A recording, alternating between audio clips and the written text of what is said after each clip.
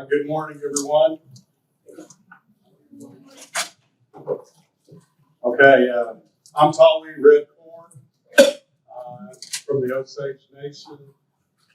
I live in the Pahsetopah Indian Village.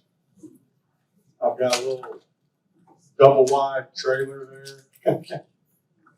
They don't let you build unless you got money to build it all. So, but they'll let, at that time they'd let us roll out the trailer, so I did. I live kind of right across the street from our dance grounds. It's kind of an honor to live there, to watch it, kind of year round. Because we have our dance in June, the latter part of June. And, you kind of watch our village all the way around. And it's real quiet, and then it starts to move. And then things start happening, and it gets kind of warm. And then there's a lot of activity. How many of y'all heard Osage were in a movie? Well, I'm one of those guys in that movie. So that's kind of how this being an Osage, being Omaha, Tonka, Quapaw, Kansas, or Paul, in my view, I see all these beautiful pictures. We have a movement. Things start kind of vibrating, and it's and then things happen like our dance, and it's real powerful, and it just it's gone, it goes away. And so that's kind of how I feel my life has been. I try to participate. I go to church at the Osage Indian Baptist Church. That's what I'm going to talk about today. I'm the fifth male generation member there. My dad, Jim Redcorn, was a member. His dad, Harold Redcorn, was a member. His dad, Raymond, the first Raymond Redcorn. And then his dad was Ligon. Ligon, back then, Osage just went by your name and your clan. And he walked the aisle at Osage Indian Baptist Church. And our uncles and our grandfathers told him, he pointed at his heart when he pointed at when he was walking. He wanted to give his heart and his life to Christ. And that's what started our family on our road to be at the Osage Indian Baptist Church. And so I started studying the language back in 98, Bill? 97. And Lucille, Rubidoo, they're all gone now. And Lottie, Shopamola Pratt taught. And Billy Sam Fletcher was there too. And we started in on the language and we tried to understand it and learn it. And I never realized that what a blessing that was to listen to our elders speak that language, and it started kind of going away, just kind of described. So after that big movement, our language started kind of going down. But they were really patient with us. Bill and I remember they pointed at it, say it right. I was glad they didn't point at me because I was next. But they were patient and they wanted us to say these words right. That's Billy Sam. Candy, where's she at? Is she running around doing her thing? Oh, she's at registration. And she was there, And, she has, she has sometimes hard hearing, but she spoke. It's really tried, And so I think this language movement started moving. Now we have our own language group on Mulberry's head of that whole group. Let them be doing a great job. I've heard you for many years, and your heart has that language. And it's just an honor to watch, how that moves in. And we used to sit at Lincoln Iron Hall. One time, it was 11:30, I think. We're still going. I think it was Bill all the way Bill. Bill Stump Mogi, it's 11:30. And he was up there. Oh, okay. We probably started at 7. But that's how much, it meant to us. And so now the church asked me, and that's what I'm going to show you today, is what I do at the Osage Indian Baptist Church. Okay. So what I'm going to describe to you is a man named William Tom Regis, or his name is William Rockwell. He was born in 1795 in Mount Pleasant County, New York. He died in 1886. His burial is at the Double Branch Cemetery, Butler, Bates County, Missouri. How many of y'all been to Bates County? That's our original home. I've been up there. It's a real powerful place. He was there. And so he wrote this book. And that's what I've got right in front of me. So I was talking to my sister earlier. Tracy, we were just chatting. And I said, I carry this with me all the time. If I'm watching my grandson play ball or whatever he's doing. I'll read a little bit of this and, just carry it around because this is what I do now. Getting old, ain't got time to this and that. I'm on the mineral council, and then I got to sleep, we're getting old, right? And I don't have all that energy I used to. So this is the book. Let's say it says the first Osage book. And that's what I'm going to go with. So I started in teaching in Osage, the language, and I had all these props, methods, and means to teach the language. But over the years, I realized that sometimes it kind of confuses people. I've even presented it here. Okay, here's this, here's this. The word goes here, then you go down this way, and we set a circle, do this, this, this. I taught the first Osage language in college. I had to write the syllabus at Baycombe College. So I put all that together, and it had to be approved by the regents, and then I was able to teach it. So I taught Osage 1 and 2. Same thing, sitting around in circles, handing off, Bill, I'm going to give you something, and it's week 2, and it's long 2. And I thought that kind of confuses people. So as I kept going and going and going, I finally just pulled everything out because I was doing it at the church too. And then finally I started seeing if you just read it, eventually it starts coming alive. So that's what I'm going to kind of go over this morning. And this is one little exercise I did in church. This is Proverbs chapter 1, 7 and 8. And as you can see, it says Jehovah.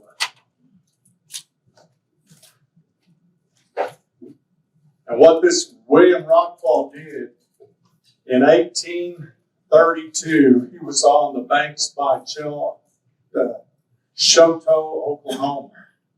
There was an Osage village down there, and him and another gentleman came and they wrote first good words and sentences, and then they started in on the scripture.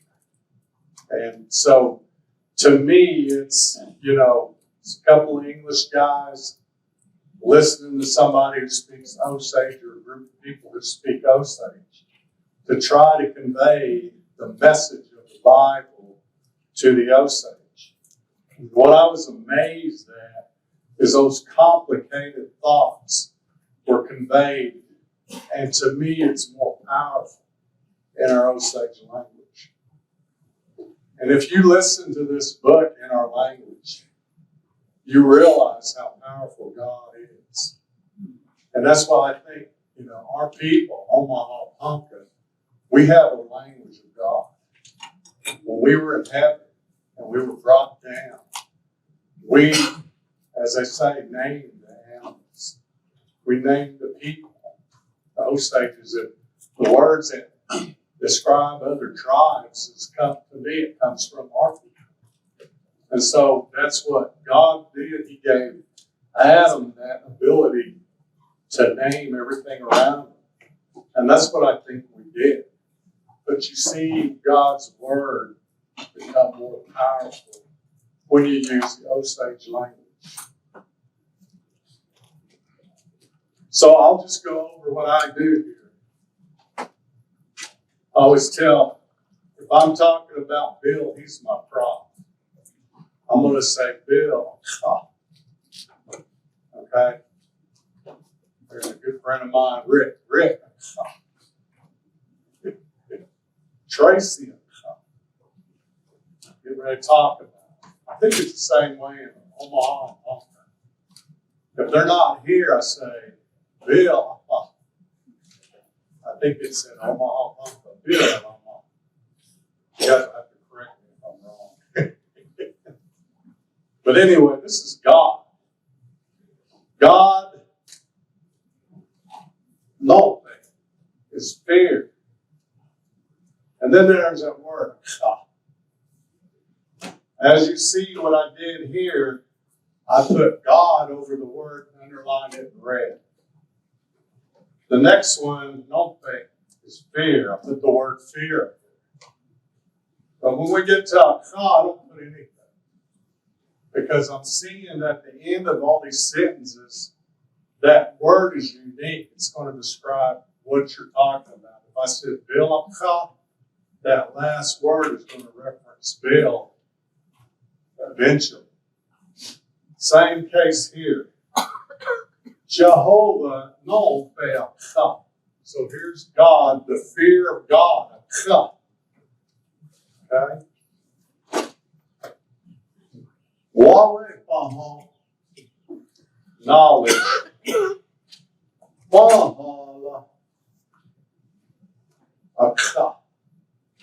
Y'all see that? There's a ka over here. Bill Uga'xpa. He's riding Uga'xpa. Bill Uga'xpa. He's reading Uga'xpa. John Uga'xpa. He's eating Uga'xpa. See how that works? So it's here in the Bible too. Wawit Uga'xpa. And this one's kind of confusing. Hey. And then feel. So this sentence says the fear of God is the beginning of knowledge. So you've got Jehovah,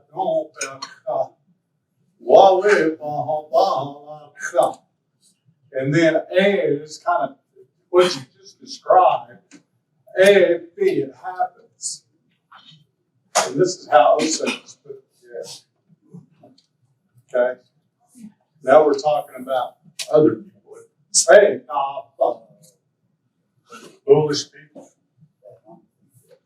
Okay? And then you go on in the Bible,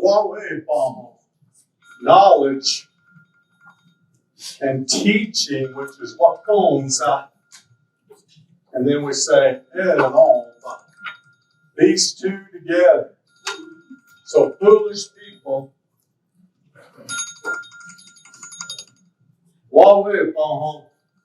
Is that my phone?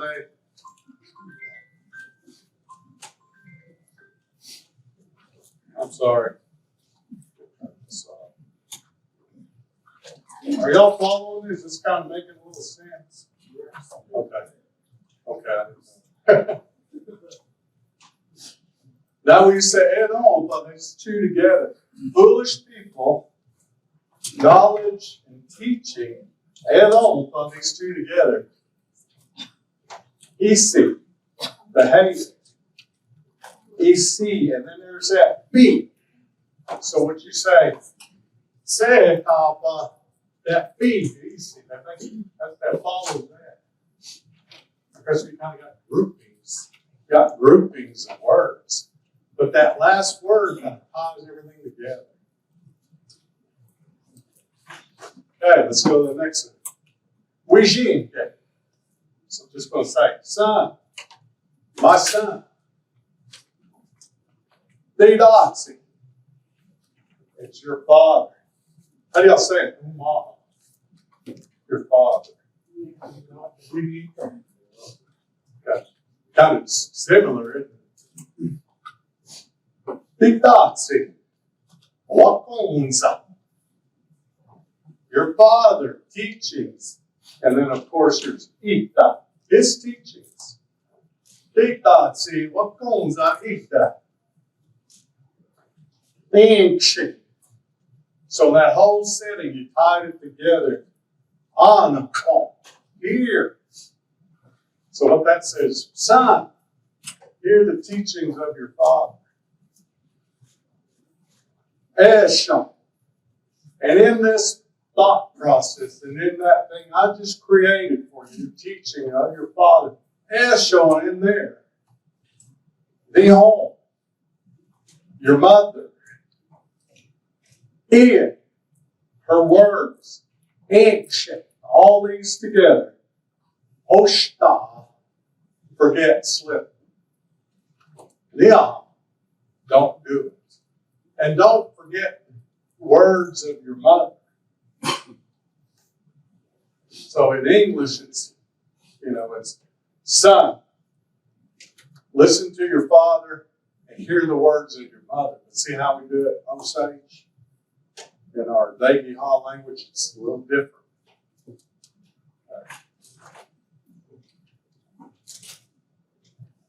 Okay, then I kind of put it together here. I underline that whole first set of words. Jehovah no Uga'xpa. So there's that first grouping. See how that works? Boom, boom.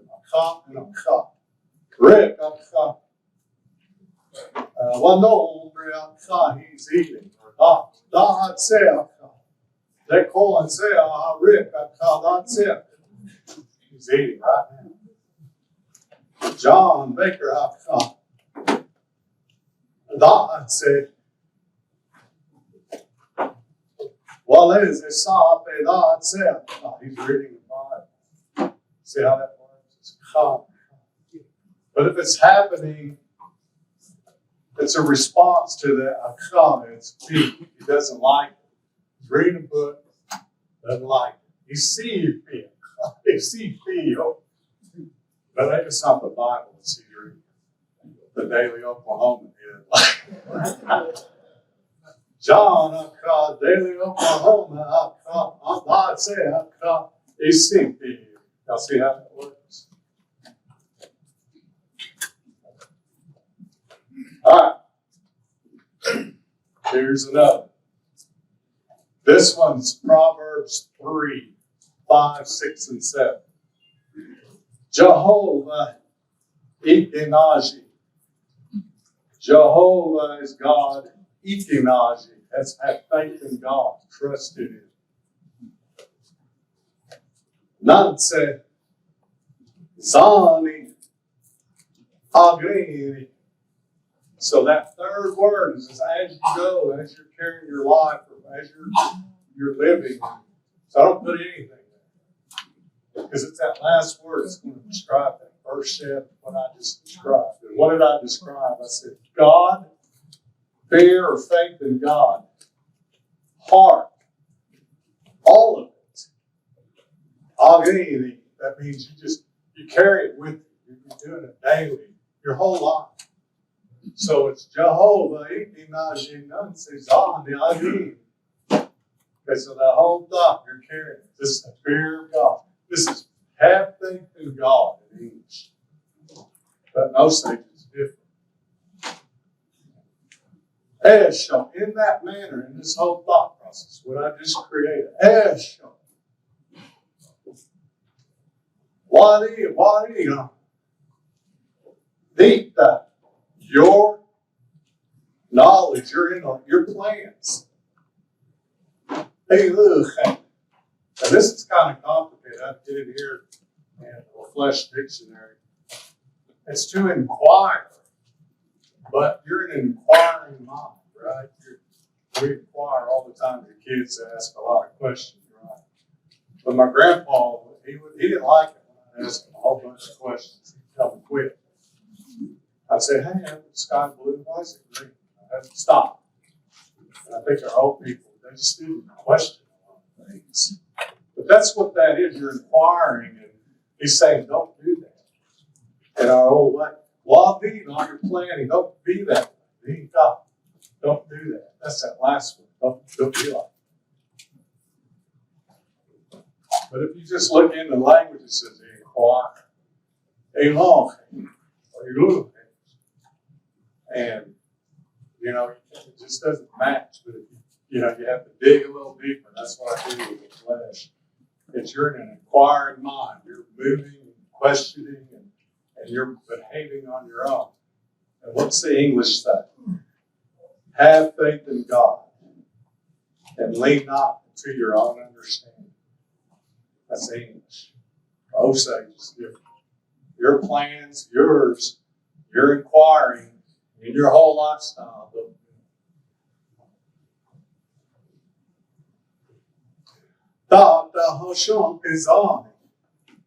And everything you do, this is verse 6. God, Jehovah, preempt. And that's kind of the same thing. What I was talking about inquiring, but you're preempting. Your day's already moving. Your life is already moving in a direction. So what I'm getting when I read, it's not so much it's happening before you think about it. It's not English. It's while you're in this mode. Don't think of these other things. Preempt God. And then this is morning as you walk. So you preempt God. You have God in your heart, your mind, your movement as you go. Not back here questioning and not really knowing and understanding. You're moving. See, that's kind of different than English. So I think the Osage way of describing these words is a whole lifetime experience as you move. You're thinking of God before you think of anything else. Then you start putting it into how we think. Osage, Quapaw. I was talking to Dwight, brother. I went to church with those men. Powerful men. His dad, Eugene Howe. Ted Freeman. Dwight. Was it no? Losing them all. I get to see them all. Lewis Hedman's brother. I can't remember his name. He was a good man. All those Ponca men, they were all in the speak Ponca, and they had good ways about them and their thoughts and how they prayed and how, we need to continue that as Osage, as Poncas, as Quapaw, and teach our kids. And I think the way to do that is to teach with our own language. They took it away from us, but now God might be, giving it back. We just need to, bring that up. And I think that's why I like this. I like this Bible in Osage. Okay, so I went, Da Hashon Gazani, Jehovah Uga'xpa, Esho in that like manner, O-gah-pah. What's O-gah-pah? Anybody? Road, path. Hold on. Good behavior. But in the flesh, there's a little bit of all those behavior there. This one, I kind of pull up good behavior. On that road, a good behavior. Holy. This is an R sound. Holy. Okay. That's what I think it is. Talking to my sister a little bit about it. But in this manner, as you're preempting God in your life before you think anything else, flesh in this manner, in this good road, He's going to pull you. He's going to make you happen in that mindset. That's kind of what that word's saying. And then, of course, thought. It's in the future, thought. So now you're describing a situation where you are in a good road, good behavior. God has pulled you in that position in the future when all these things happen. Thought the junk is on in Jehovah, you talk him on it. Then we'll go on to verse 7, chapter 3.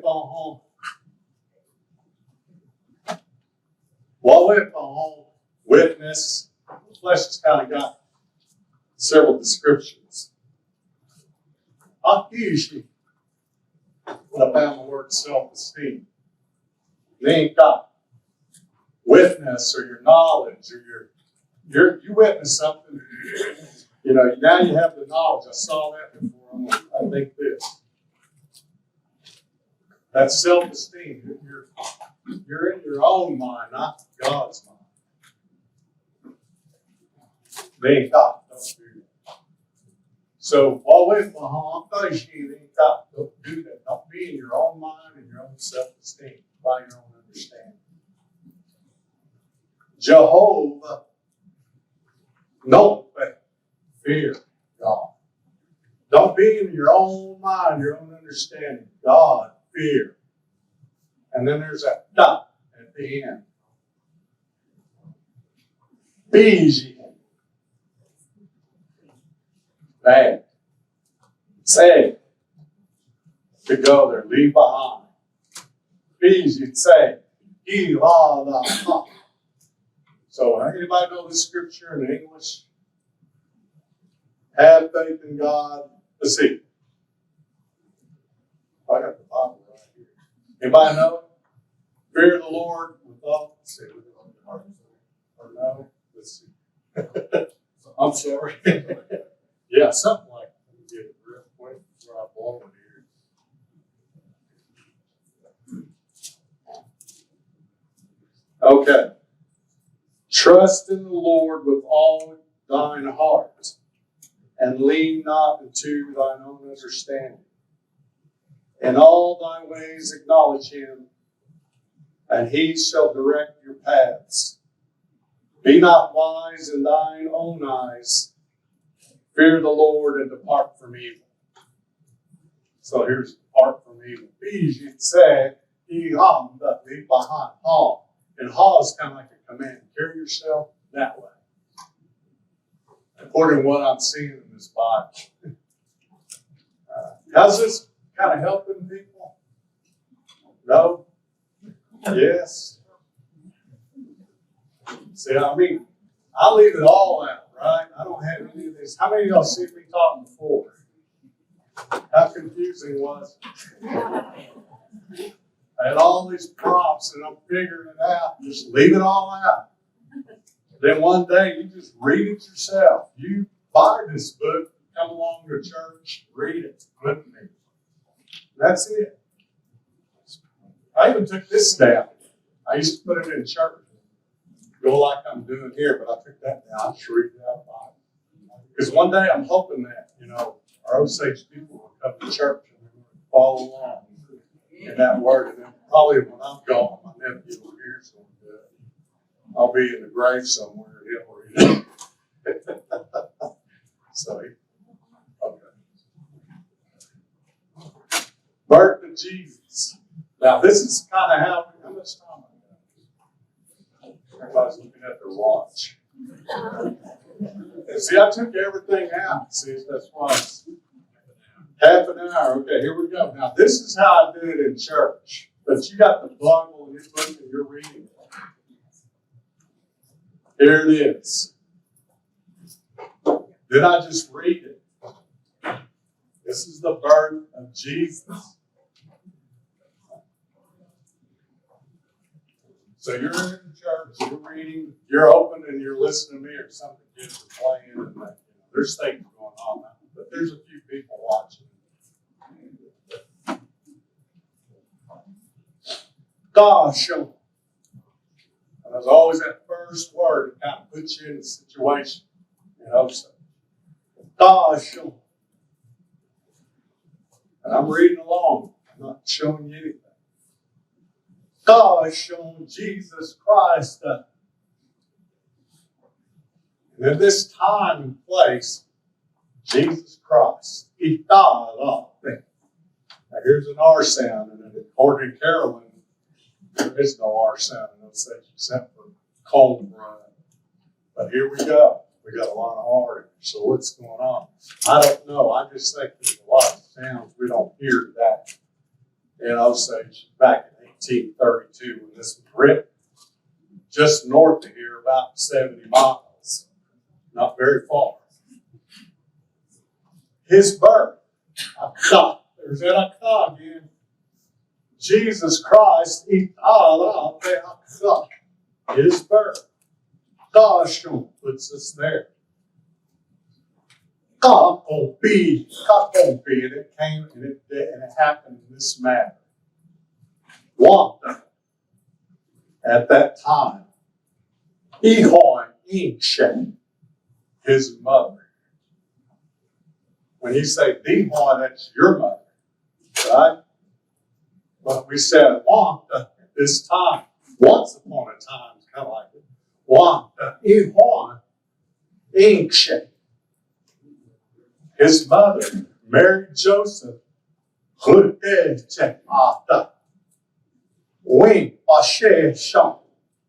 And this is saying this marriage is this connection before it happened.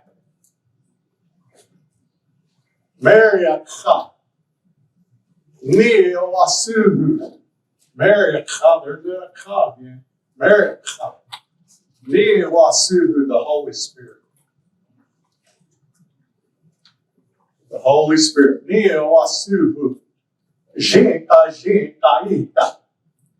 Child. This child we're talking about.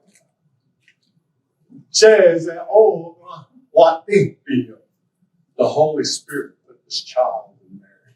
Her stomach. And her in her. See how we say it in Osage? We say it in Omaha. Verse 19. God and Joseph, there's that Uga'xpa.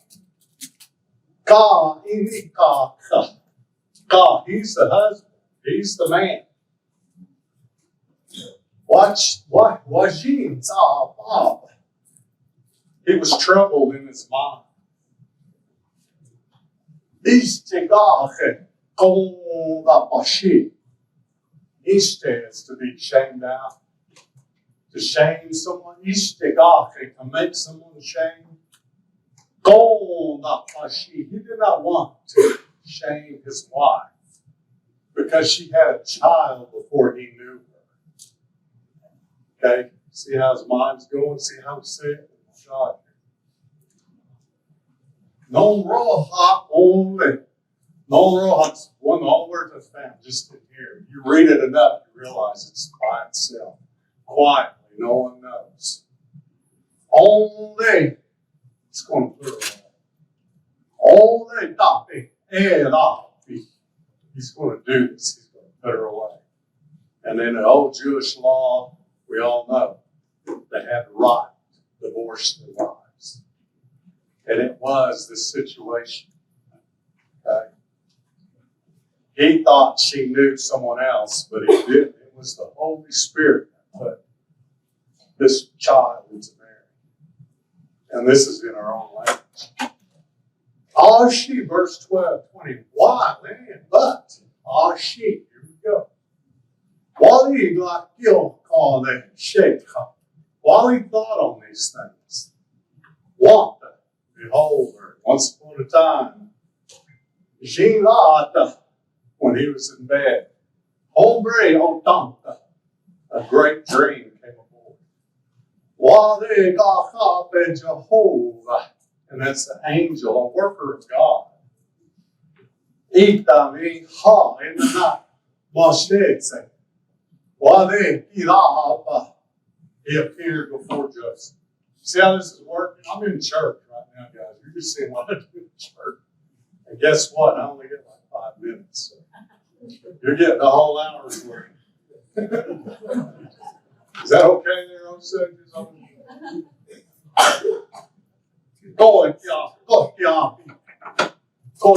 Y'all see that word? I ain't seen this anywhere else but in this Bible. He says this. O-Guah-Pah. She says this. And I see it over and over and over in this Bible, so I'm saying he said this. The angel of God said this. Joseph, Dhegiha, of Ishinka, son of David. Mary walked home, look and say, no, man, don't fear, Mary, the situation. God says in O-gah-pah, God, in this situation in the valley, in her body,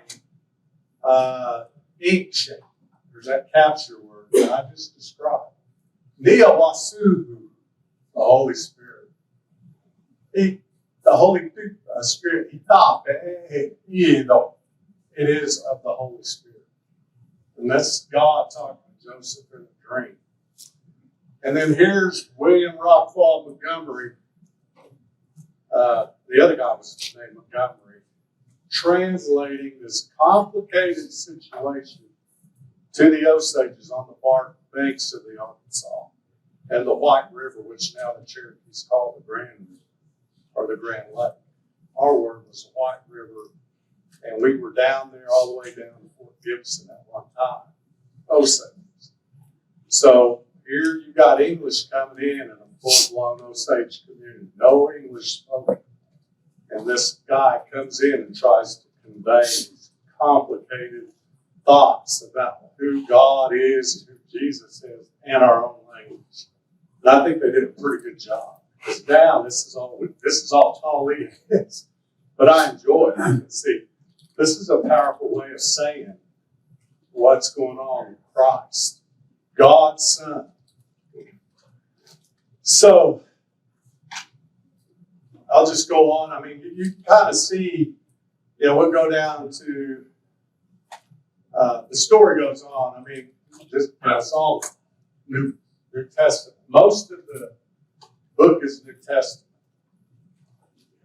But they do have a little bit of Genesis in here and some of the Isaiah scriptures, but most of it is Matthew. Okay. So I won't go on this. And then I'm going to talk about the Great Commission. How many of y'all know what the Great Commission is? Okay, I got work to do. That's our church. We're supposed to go out and do the Great Commission. Oh, it's kind of hard to read. Okay, so now I'm in church, right? And you got your book open, I got my book open. Therefore, go. And all this I read about Jesus, Mary, and Paul, all the disciples, all those stories kind of led to this. This is the last page of this book. Okay. So he's saying, go. As this manner go. Esham. There it is. And as you're going, Esham. Okitse. Zah. And a Omaha said, Ukite. Is that right? Not Omaha. Ukite. Osage is Okitse. So you're not going to Osages. You're going to non-Osages. Zah. All of them. That's what these guys worked out. Gozapi, teaching them. Gozapi, okay, teach them. Intatsi, they, the Father. Jinta, the Son. Niawasuhu, the Holy Spirit. Itape, these things together. Jaji, in its name. Itapitse. And this is way, which is today is way. Way, blue.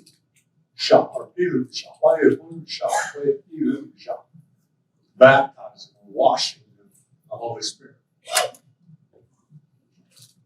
The next verse, Data, and all these things, words.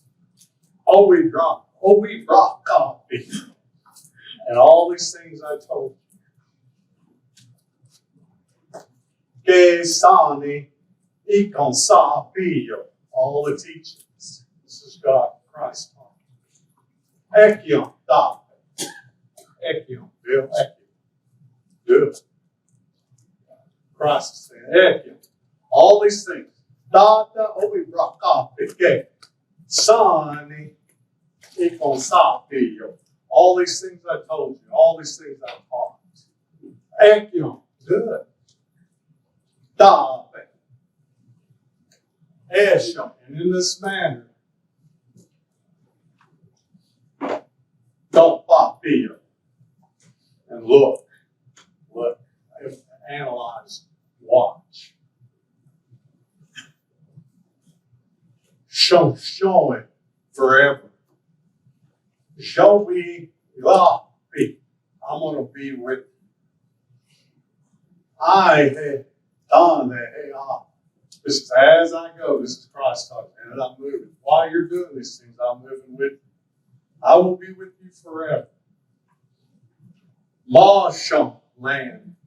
Okay.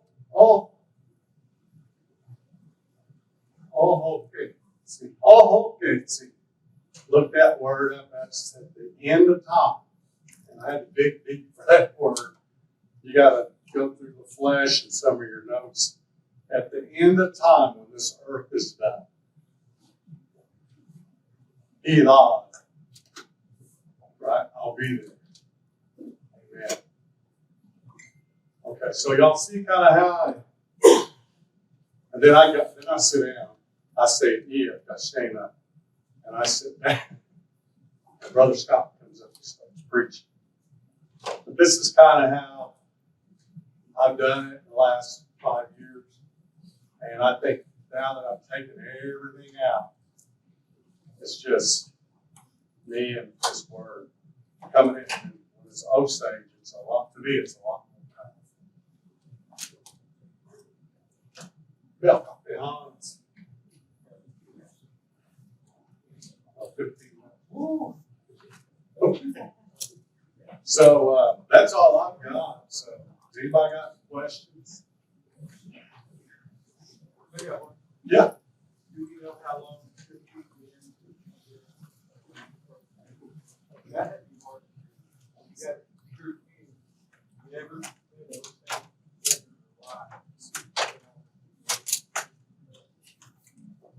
It's a good question. I went to the Barnesville Library and I pulled the book out and I found the story of these two guys.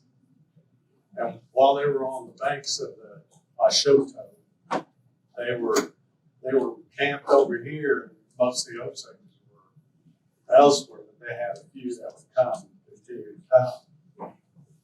And then a big epidemic hit. I can't remember which one it was. A lot of Osages died, and one of these guys died. William, I can't remember his name. I'm sorry. But I think my guess would be like 5 to 7 years. And then the Osages moved on. They went on somewhere else. And then he went on back to Banks County, Butler County, Missouri County, close to where we, and died there. This man. Yes, sir. So you're saying you took away all these other devices. You're just really leaning towards oral tradition? Yeah, I took everything out. I just say it in Osage. I have to have them read it. You found it to be more effective than having all these tools and other instruments. I did. Yeah. It just seems that the message gets over better. People like it. I have Osages. They just want to come and hear Osage. Yeah. And they get up and walk in, But at least they're in church. Yeah. I mean, I wouldn't say that at least. Some people they just want to be around Osage. But some people can't get that, you know. They think, oh, they want to be around all of us. But some of us just want to be and hear the word of God. That's it. Here's Brother Scott right here. He's our preacher. Go ahead and I'll introduce Brother Scott Conley. So give him a hand, everybody. Scott's married to an Osage. She's from the Miles family, from the northern part of the reservation. They still have their home out there. And we've been blessed with Brother and Rhonda. He was in the Air Force and they came back. And now they took a very big interest in our youth. And we've got even some preachers now going. We got one, was Talee one of your students? Yeah. Now Talee Barone is preaching over in Fairfax. And I hear that church is doing well. Yeah. And, just things that Scott's done has really impacted our little community. And I'm just glad to be a part of it. I wasn't as faithful as I used to be. So I used to be in church all the time. Now I'm like, okay, the kids are grown. I wanted to say, here's Carolyn's dictionary. Okay. This is La Fleche. I get 90% of my words out of this book. I get about 10% out of this. Now, Carolyn wrote this, the last speakers were here in the hall. And so you just got to keep that in your mind. You know, this was written in 1920s, and we still have a lot of Osage, Omaha speakers. So this one kind of crosses into Omaha, crosses into Ponca. When I lived among the Ponca, I noticed the Omaha Ponca almost, I couldn't tell the difference, but I hear there is difference. Is there differences? Ponca, Omaha? Is there? Okay. But I was married to a Ponca lady. I've got 2 kids that are on the Ponca road, or they're Poncas. And when I first got there, I went to the senior homes and ate with them, and there wasn't a drop of English spoken. It was all Ponca. I was amazed. You know, I was just really, this is very fortunate. And just slowly, I was able to see that group. I mean, I just saw it. It just, God called them home. And I think that's where we are today. But how we'll get that language back? Well, this is just one small way. Teach them the Word of God, and teach them how to say it in Osage. And I think eventually you keep coming to church. You're going to hear it. You're going to keep saying, you're going to understand a little bit more and more and more. That's my hope and my desire. And that we can continue with our language. Maybe we need to teach, like someone our governor at Oklahoma, how to interpret God's word. You just don't take things from people. You just don't ignore people and serve this mighty God. I don't think he understands that. And there's a whole society that tear up this language. I'm working in construction. I work in oil and gas with Bill. And we're trying to be more, gentle on the earth.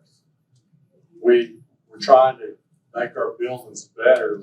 They don't chew up all that energy. We use what we're taught and try to make this, leave our children with something, because it's getting hotter out there. So, I think maybe it's time. God's calling our people to start teaching others, how to live with each other, how to live, with this planet. Because it's all ingrained in us. I was in this movie, Killers of the Flower Moon. And I went to France. They asked me to go to France. I said, okay. And I had a blanket, I had my hair braided. And Marty Scorsese asked me to say a prayer. And so Chief, standing there, he did a quick, and he handed me that microphone. And I said some words in Osage. I said, first start out, of like we do here. Uncle Mowbray, he's taught us here's how you start off, here's how you continue that word. Then I started saying, here's our story as those things, how we were killed because we had something they wanted. And I said, we need to, use our story to spread peace, love, and respect throughout the whole world, in Africa, in Europe, Middle East, and all that. And Marty really liked it. If you see the, what do you call that? After the movie, not the trailer, the interviews, they had all the interviews. There's Marty, there was Robert De Niro, Leo. Marty said, I want to mention Talee's prayer is saying, he said, this is how Osages are. This is what I saw when I got there. Because some African American lady asked a question. She said, did you just make this story, or did you really try to grab what these people are about, what they're saying? And that was a great question. Because now I think it's time we start talking about other cultures, other people, women, all of them. Have respect for it. And he did. He said, this is what they do. I was amazed. This is Martin. How they pray when they start off in these Osages. How they come when they, and I see it among the Ponca, I see it among the Omaha, the feathers in their blankets are just right. Their clothes are just perfect, and the way they carry themselves when they walk in. And he said, it drove as Martin to make a movie about that. So it was just an honor to hear that, and you can see it on YouTube. So, this is something we do, and this is something he knows. And, we tried our best, as Osages do, to help. I think that's what we are. We're helping people. So, anyway, I just want to say God bless y'all, and believe in yourself, young people. Believe in who you are, because I think, it's time we come back and start doing things. Maybe teach our neighbors how to love one another and respect one another. All right, thank y'all. Away! Away! All right. I'm getting close.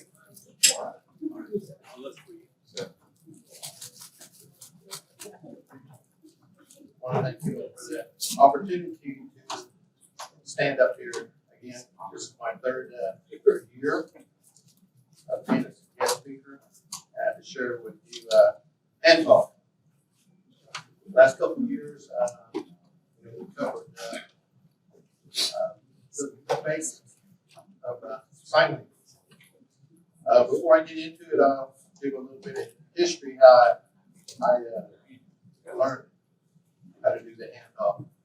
It was my father, Paul Pahsetopah, Osage. Our family, it was common to see the hands-off. In fact, I really didn't know anything different about the way Dad was presented at home. It was just common. Maybe I could say for years I was took it for granted, not knowing what was really taking place. But he was well, he learned from my grandfather, Chris, my Aunt Kitty, Pahsetopah, and my great uncle Zeno. My great grandfather, Pi, who we called him, he talked with his hands, sign language.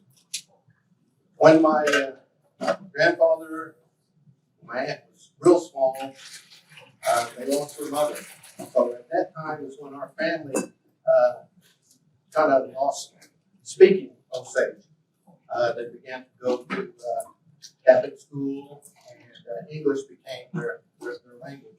Although they still used the hand talk, because at that time my great grandfather was still alive, and that's how they communicated. But at the age of 12, he was in a horse race, and his uncle over left him with a lifetime injury through the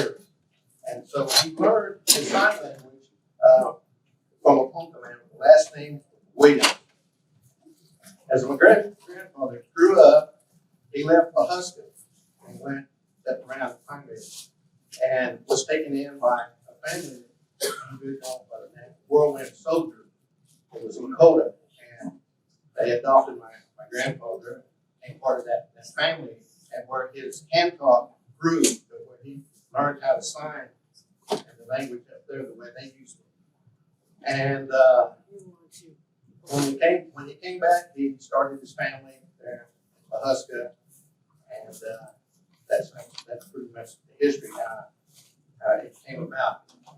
Then back at home, Dad would sign. We do shows, presentations. Dad would give me different signs, where to stand, speak, and at home, he's different signs. So after he passed away in 2001, I began to kind of use the sign language more. When I do my presentations and storytelling in school and libraries. And then just a couple years ago, I was asked to do the sign language, and once the library, the city of Tulsa, began to record those and put them on YouTube. And after that, it's kind of went out. It was contacting me, having me come and speak and do this. And then one of the largest publishing companies in the U.S. contacted me and asked would I be interested in doing a book. So that book took a year to do because it had to be simple, had to be very organized. What makes the sign language hard is like our language. If you don't speak it or if you don't do the sign language, it's easy to forget, the signs. And a few months back, I was, doing my sign language at home. And my daughter and her friends pulled up in the driveway, and we had a big old window on our door. And they could see me and said, "What's your dad doing here?" Oh, he's in there talking to himself. So, and that's about how it goes, So my family's beginning now to pick it up. And I brought with me my cousin. Her grandfather and my dad were brothers. And so I brought her, she's interested in learning the language, and her bringing her family into it. So maybe she'll get a double portion of the hand talk and her language. She wants that, to bring that back to her family. So, having said that, I'm wearing this bonnet here today. That's how my great-grandfather did. I was given permission and allowed to wear this when I go places. I too was adopted by Lakota people, two families, and they had told me to, get permission to wear that. Plus, here in Oklahoma, the Comanche tribe took me in. Charles tribe and Woodie took me in as their son. So when I dance, I would wear the bonnet. My great grandfather, he wore the bonnet. Where you see those pictures of him, he has that bonnet on him. Was it Osage? No, he was given that right to wear it.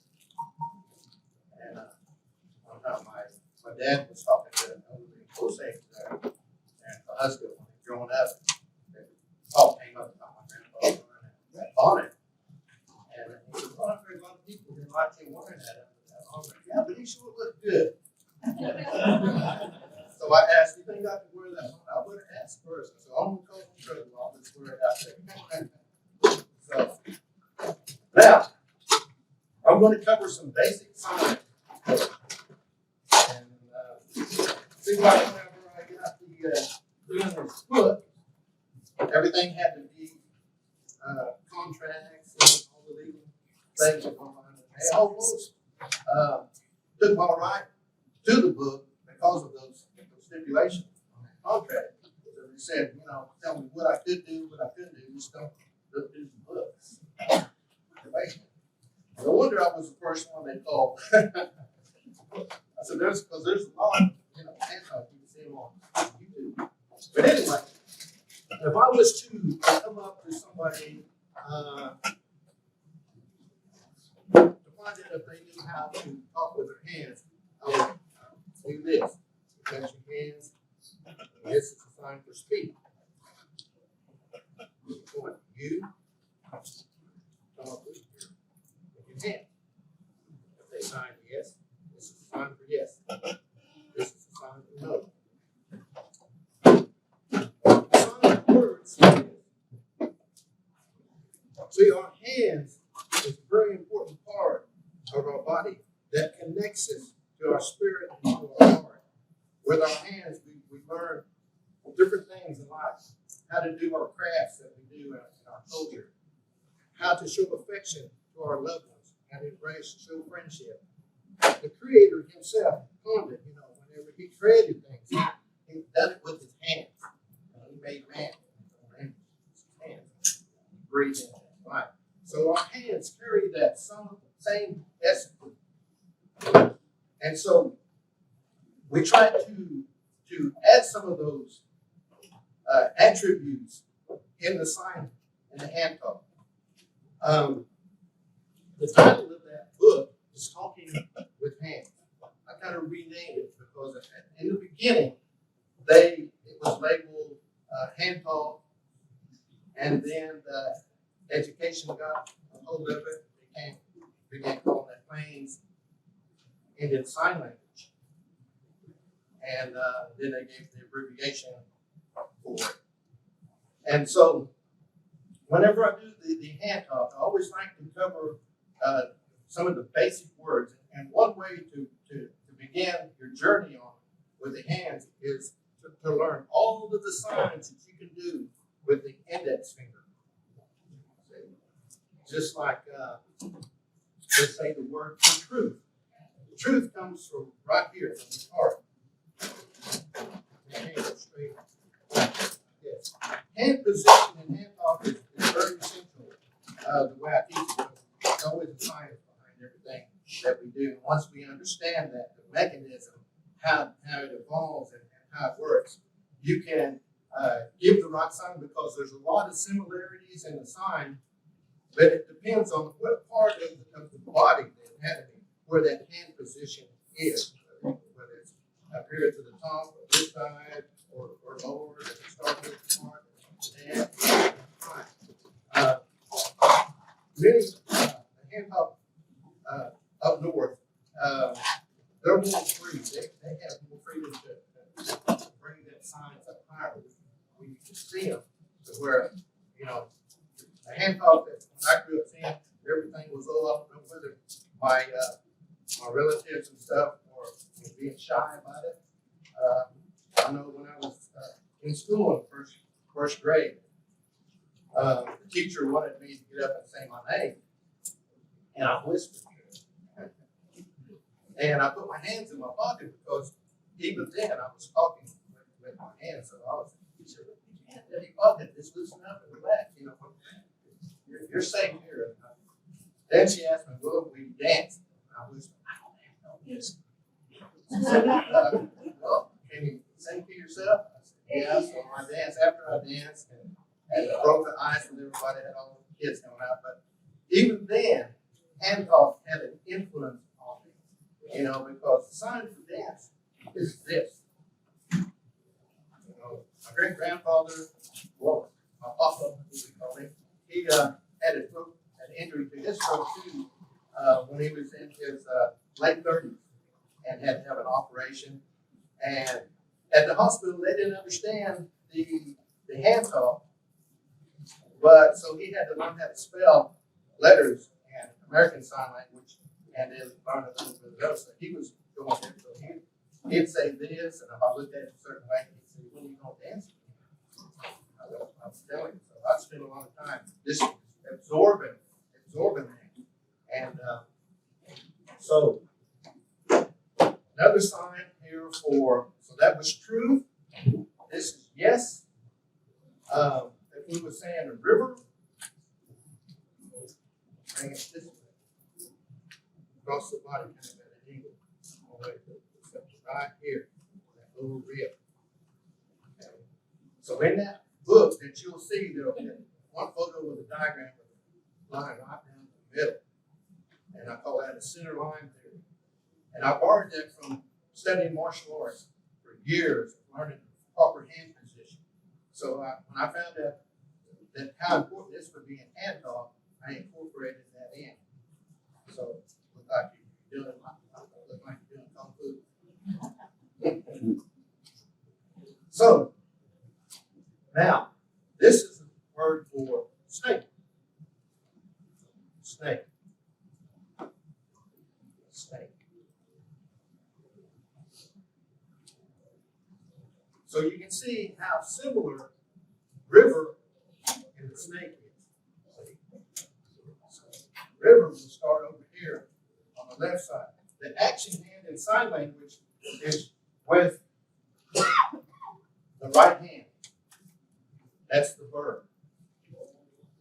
But in hand talk, it's not compared to using English, meaning that all your adverbs and nouns and all the proper etiquette that we use in communicating is different in hand talk.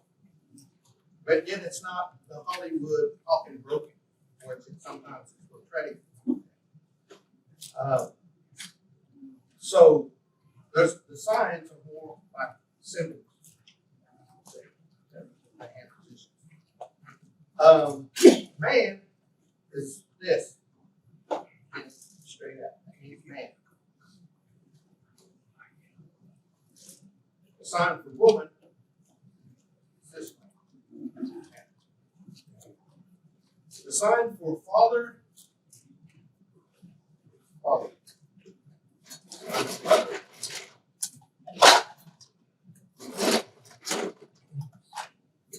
Now, for son and daughter, we use those signs, but we also add maybe sometimes 2 or 3. It just depends. One thing in hand talk is that you may see somebody, another tribe or be somewhere different, and you see a hand talk. A couple of years ago at Pahsetopah, they was having that horse races there. And I seen a lot of black people there, and I seen them using hand talk. Well, I couldn't wait to talk to them, using that because, as my daughter says, Dad's talking to himself all the time. Somebody to speak to. So I started talking to them about that. Those races. They pointed at me and said, yeah, it's like we was old friends. So that brought us together, like that. But for son, we use that sign for male, for man, and then we can do the position and stature, how tall they are. If it's a bunch of children, it's this. The sign for people would be this. So you can see there's similarities. So you really have to know which sign is which. And then sometimes for people it would be this, all the fingers. What's almost similar to doing a sign for grass. But with grass, like at home, I tell my wife that I've got to go out and mow because that grass. She's catching on, but she said, "Who's coming over?" Big horse coming over. Nobody. And then for daughter, same female. And for like a sibling, male, female, like your brother, it would be this time, right here. If that's your brother, then you would do here, they would know. This, your sister. Just like in our language, words paints a picture or something. So once you see that picture of what you're saying or that sign, you can depict, and it's kind of a little easier to understand. And then in some sign languages I've studied, because I had to kind of go outside of Oklahoma because there's hardly any hand talkers anymore. When I grew up in the 60s, there were everybody. I'd go different powwows. I'd see people talking with their hands. Well, there was a lot of them. And in the 70s, I seen that sort of began to diminish. Yeah. 80s, hardly seen anybody. About everything everybody was doing was good or evil. So put them together. food brings us together and talk. But then I began to notice that, and I was talking to my dad, and he said, "Yeah, even at the drum," he said, "Hey, a lot of the guys, they talk with their hands, they get that sign, when they're singing. When they're singing, I'll hold up and somebody else." So a few of them kind of have that a little bit, but to be able to be fluent, to be able to communicate and to use it in an effective manner. One thing about this book is that it's going to be here long after I'm gone. It's going to be preserved.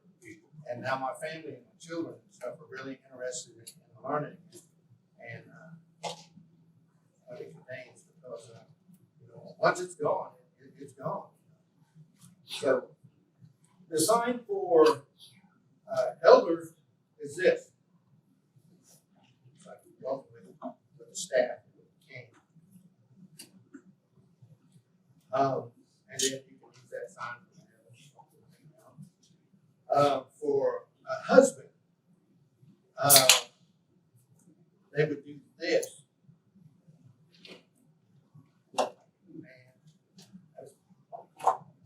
Wife. Okay, now with this sign right here, we have different other signs like trade. When we speak in general about ourselves, like me or I, we use the thumb. Me, I. You. Now when we point at you, we don't directly point at somebody, you. We do it in that general direction because in a lot of cultures, they have customs that you just don't go pointing at people. I grew up, my grandma, don't you be pointing at nobody. And so, it's hard to even look, make eye contact. So pointing at somebody, was a no-no. And to say to sit is this. Sit. Sit. Maybe if you wanted somebody to hurry to sit. Sit. Sit. To stand. Stand.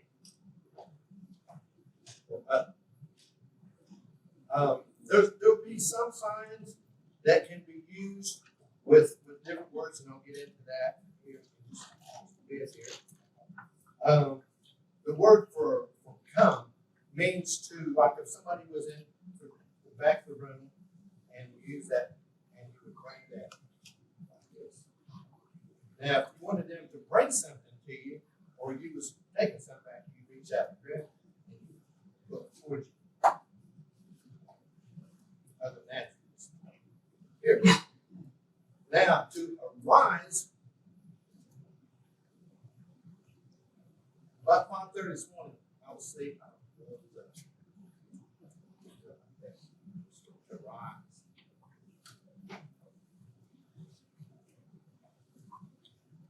To stop. It's pretty much universal. To stop. The direction of the hand movement for maybe even to quieten down or to stop would be this. Kind of push it back.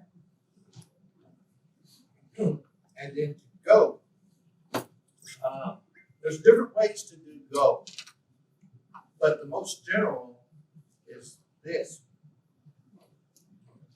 Me and my brothers were small, we'd be arguing, fighting around at home in the house. Dad said, "Get out of here, boy."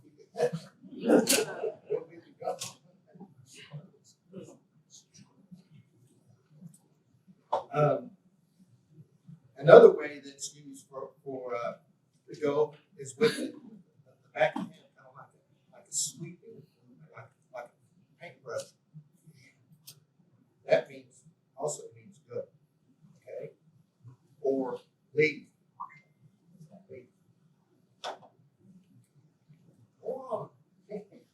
I heard some guy the other day, my wife was talking to him, still married, this blanket. goes, "Kid."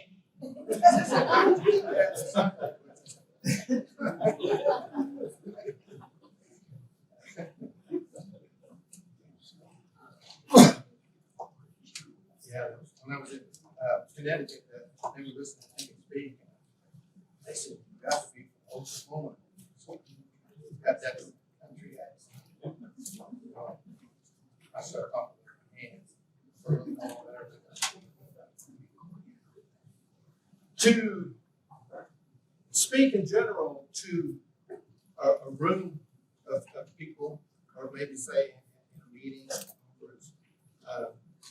you would do this. This means all. Okay? This word here is showing a blessing. To bless. And it's also another way to show gratitude and thanksgiving. Thank you. There's also blessing. Now, in prayer, it's common at Powwow to see the Lord's Prayer done. And Dick West came up with that rendition. We used to see it when TV was signing off during Channel 8. You can see that prayer. But today, many of the young ladies, they do those signs, but I don't think they really understand. They're just going through what somebody showed them. But a lot of those signs are incorrect accuracy. But I promised I wasn't going to start anything on that because I didn't want to start arguing. So I said, I'll just let it go ahead later on. There's a way to say it because some people may do it right, do it a different way. It's like when you go up north, not everybody's plain. You have some that live in the mountain regions. You have some that are fishermen. They don't hunt buffalo. So reaching, climbing, and all that. And then on the east, the natives there, they use hand talk, but it was different. And that's where American Sign Language came from the East Coast, so the natives that use their hand talk. And there's a lot of some similarities in that, but yet again, structure, hand position will differ. But we don't say, "Hey, that's not right. You're close." But no, they say, "Yeah, that's good. This is how we do it back home." That way we get along, we have unity. We get invited back. That's how it works.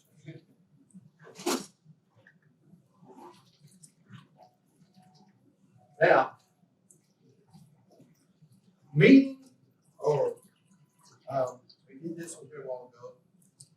There's different ways that we'll incorporate the circle. Like for a conference meeting, it'll be in that book where I'm putting this sign here. Okay. Now, let's say in tribal government, for a council meeting, it could be that same sign. When I was talking about a circle, a lot of times some will do this. It means the same. But when we're doing it this way, usually it has something to do with direction. Okay? It's almost like going around a tree. Going around, so go down maybe 2 trees, that direction, and then go around.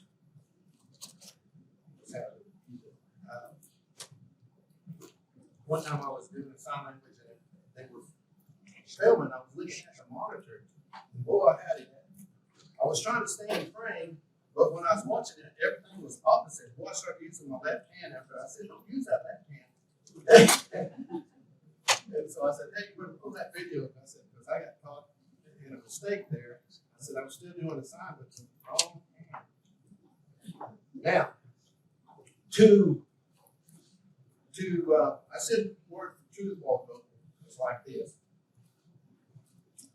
Because to lie is this. Right across here. Now, the word for a liar is this. Everything to do with pain, they'll use fingers like if somebody offends you, you would do this. Hurt your arm. The boy, when he was wounded, this. Now, when a person is ill, they would use that hand sign of this because when a person is laying down, they're breathing a lot. Breath. So, those are the words that we use. And so, trying to stay organized is like talking about ill, pain. You know, when we say the word for doctor, you know, back then it was medicine, doctor, but it would be right here. So, what's similar to song or prayer? But you have to know where that sign is located, where it starts, and how it goes. Sometimes in it, the sign language there'll be three movements to it, just like saying by and by. Just like going on. Where in distance, the way they measure time and distance is this generally refers to time, present time, future time up here, past time here.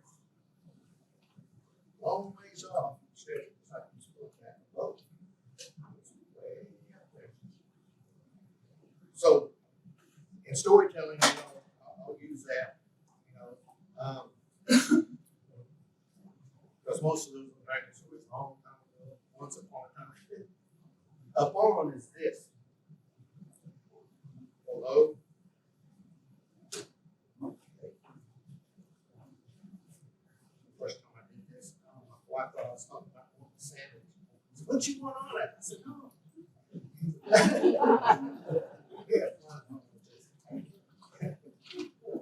She was really at power. I was asking her something. Was she hands up?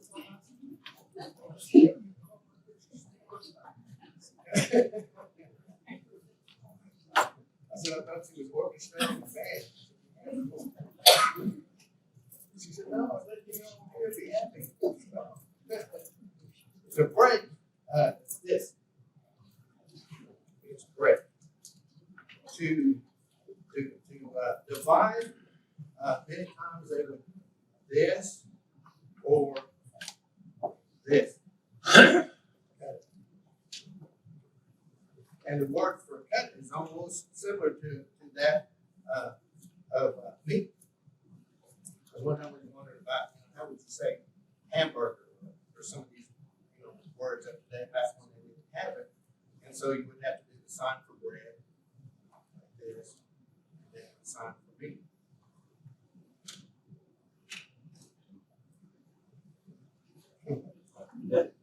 Big burger would be this. Big. Little burger would be like this.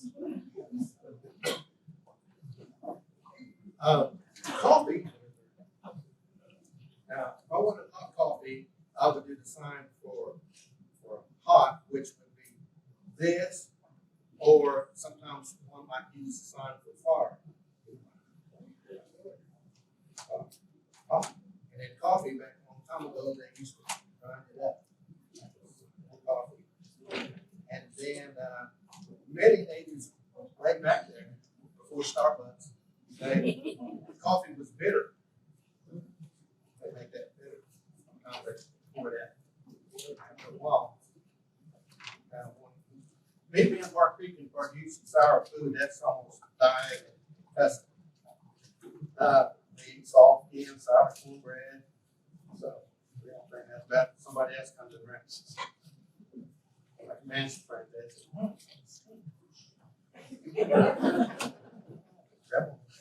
I'll get you that. But we know about that. That's a different diet. Now, to buy something, it's this. Stock inside the hand. It means to buy. I want to buy. And then you would say what you want to buy. And then again, we'll use the sign here to trade. Keeping in house today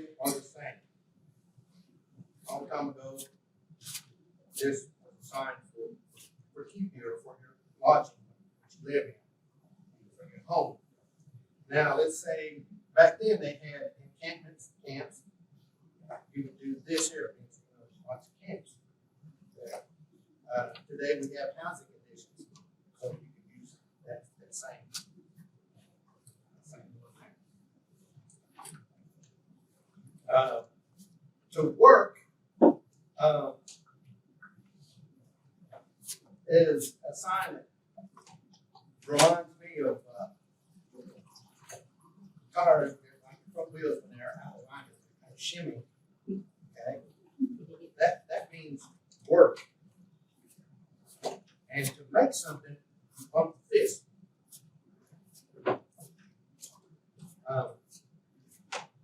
Here in this little bit, I want to see if we can start kind of putting together these phrases here. Fear is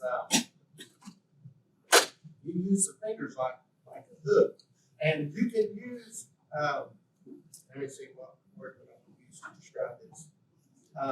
You can use gestures, pantomime, and different ways to present, to make it kind of unfold what you're saying. Emotion, but it's not the custom. It's not something that's generally done. It's either just straight hand sign, maybe others.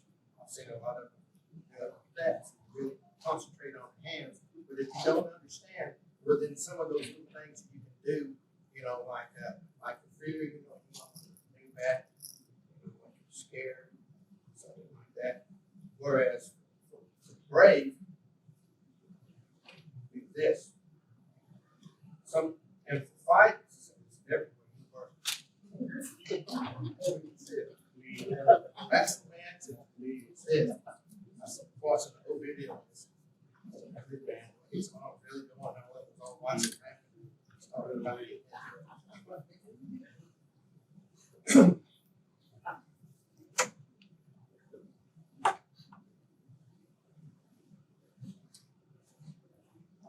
Now, for attention, like if you was to come in and you had something to say, of course, the first one was like you raise your hand so high, and you do it 3 times, and you have something to say.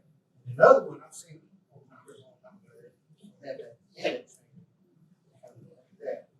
That would be, then they would get knowledge to speak. So that'd be 3 others. It's not top.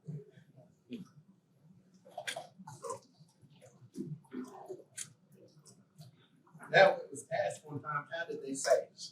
Hi, hello. And I think native people started say hi. They didn't say how, they said hi in our language. And so, but the Wakeman, that wasn't our part, because we had different signs that we used with that. For bonnet,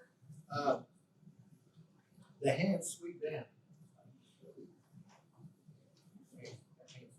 War bonnet. Okay. Don't mean cheap.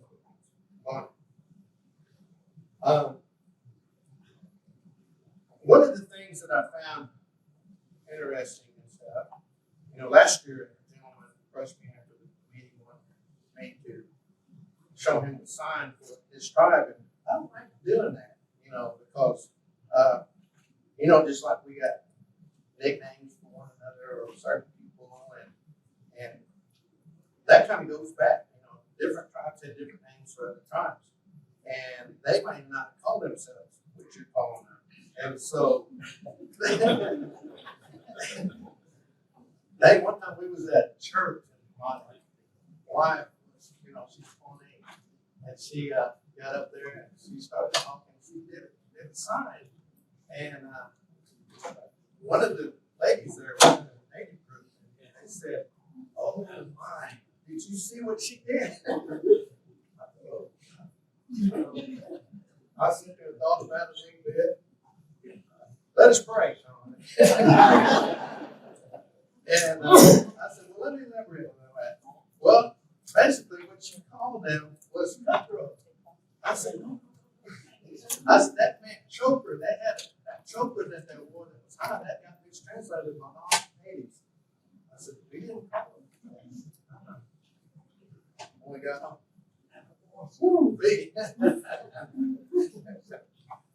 But things like that. And sometimes there's stories about that our Christ have calling us that Osage. They had that shaved their head. And so that sign went back like this all the way to the back. Okay. I would they had that cut off because they lined that hair up right here. On it, they had two feathers back here.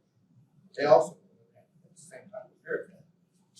So a lot of things were depicted in maybe how they were seen and how they dressed, the diversity that we have among Native people. But I always find that the best thing to do, and when you're teaching is to say words that's not offensive, say things that that brings us all together and unites us as one people, one tribe. That's always been my spin on it. Now, for rope, it means rope, a little action to it. Lightning.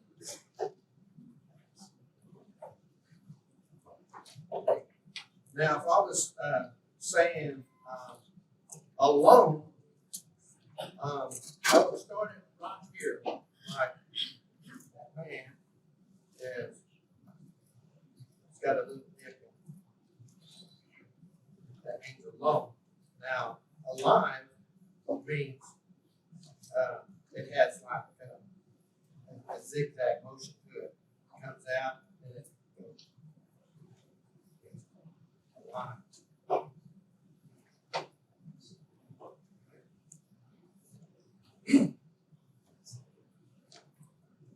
Earlier I mentioned snake.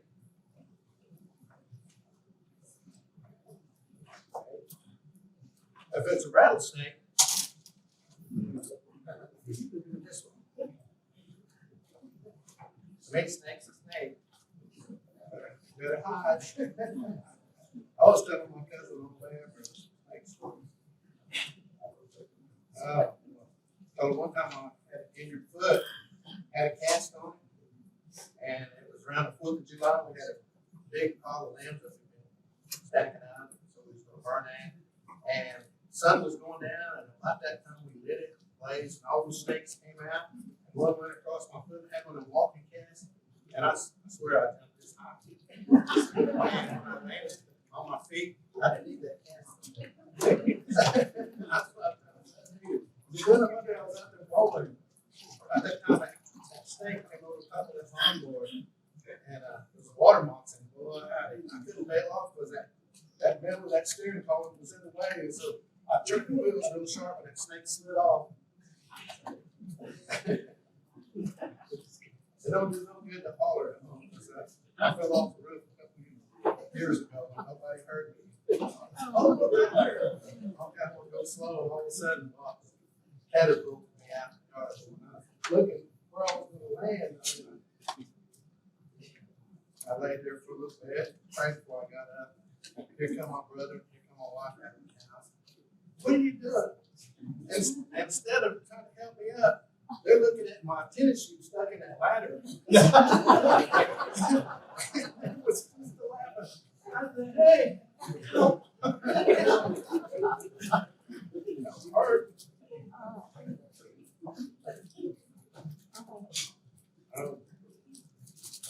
To give something, sometimes we have the ability to transfer a blessing, ability to give something, a gift.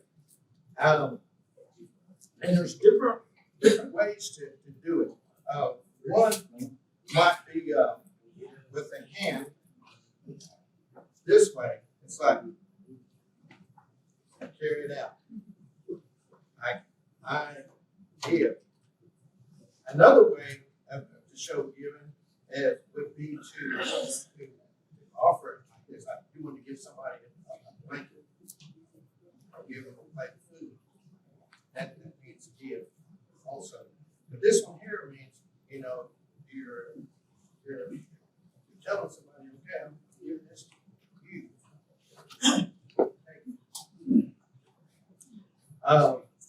Take.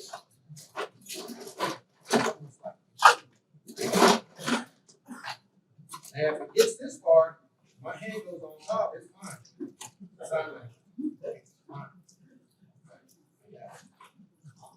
Here's take.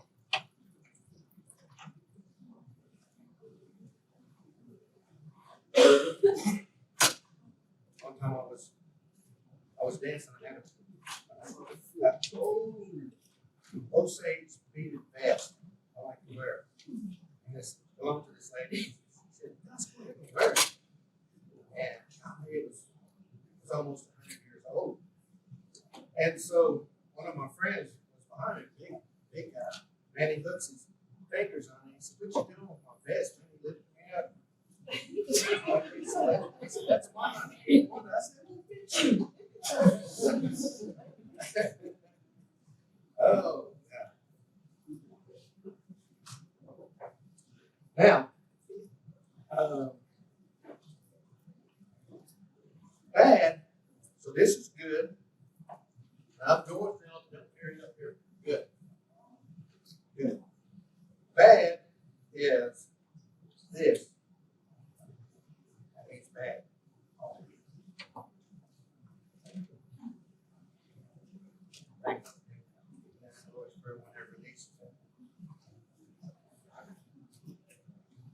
So that's how that sign is. When something's all right, you use the two fingers and point down. All right. Sometimes they'll put it on their hand. Sometimes you can even give directions using your hand. It's like this is a map. I have too many wrinkles on my hand that you get lost. Now,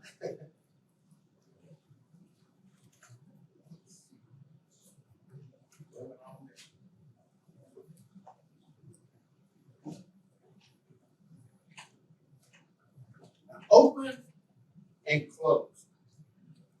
Now, open something, if it was a book, it's this. That can also mean book.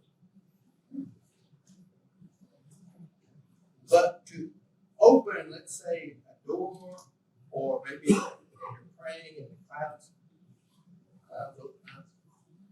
this is a sign for open. This is a sign for close. Book.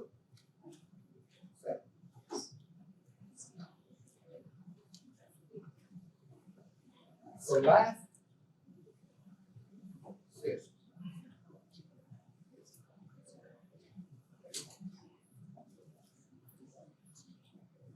To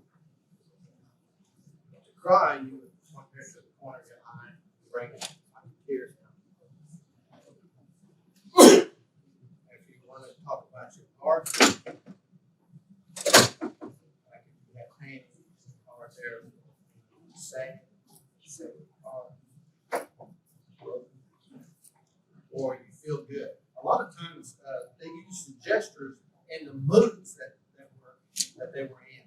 You know, I feel good inside. You know, oh, good. You know, that's we changed words like that. You know, about 5 years ago, I was in a circle with my wife's people, good friends, respected individuals. He was talking and dressing all the Indians that were in the room. He said, all you guys need, you know in your language, but you're learning it, but you still don't know how to talk Indian. And I was thinking, so after I thought I understood what he was talking about, when we acknowledge somebody using that respect and honor when we're talking, there's a way that in that type of setting that we use that cultural influence, when I kind of describe it. Now to pull something, it's this. To shove, it's this, or to push. Pull.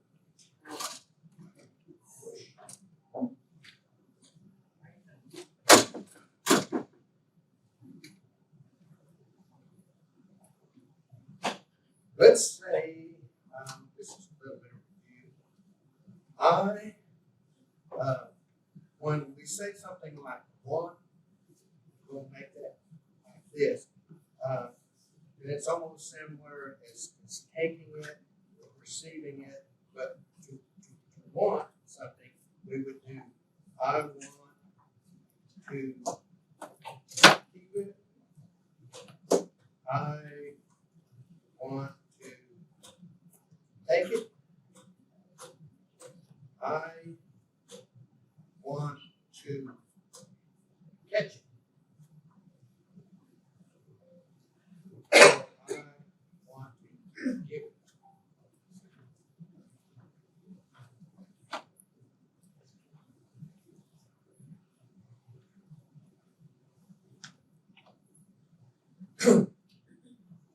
Now, we use this here, these signs right here, we come together. But to say somebody, that the people went opposite directions, it's like this. Let's say I wanted to have a private conversation with somebody. Back in the old days, they had customs among some tribes when they was wearing a blanket. Pretty much like the Jewish people do over there in Jerusalem when they're praying. They'll have that prayer shawl, cover themselves, and have private prayer, speaking to the Creator, God. Well, back then, when they would use that blanket, let's say if a man and wife were talking, they would get under that blanket. So they would use that term of coming in, talking. That would be a private conversation. People. But if it was in a situation he was talking to somebody, he would do this.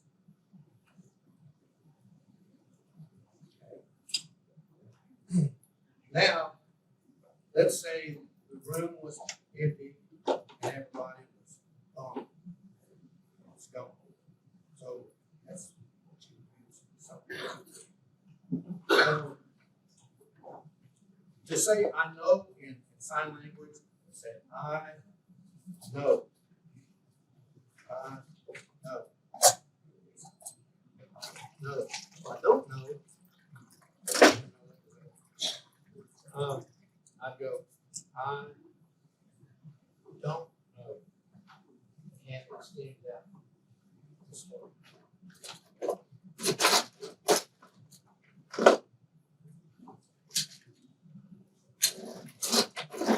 Back to direction. If I wanted to say, there's someone here, I wanted to come up here, to say here, here,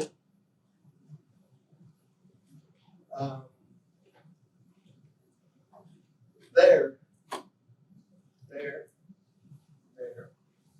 So it's here, there, there. This would be like I was in this. And then that.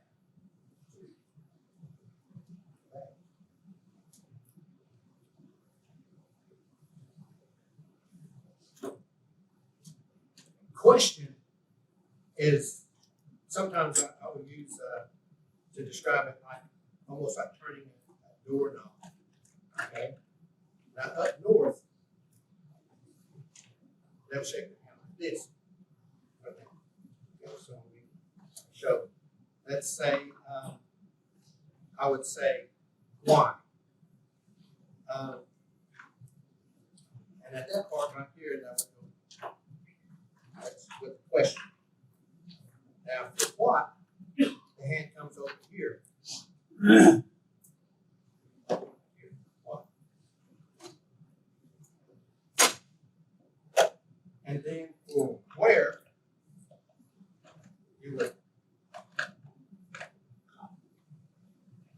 I said, sit down and go. Where? Bill will say, here. Who is, let's say we're like pointing at somebody.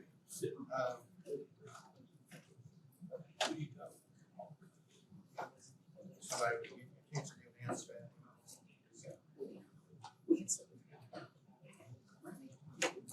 Which, as you pointing at something, almost like if you was counting. If you were looking at jewelry or something. Which, how many that you get to go counting?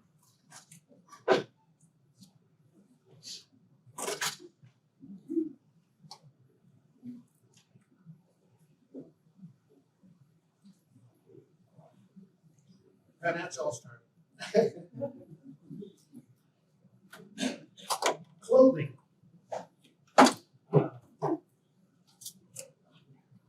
Starts from here.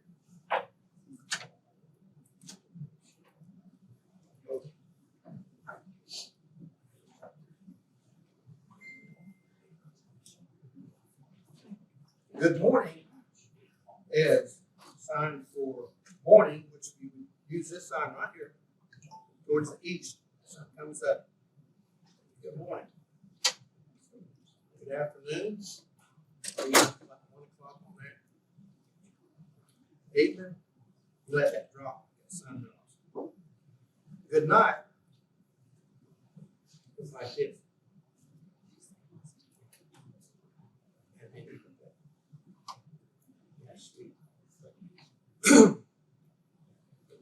The way they looked at time and age was much different.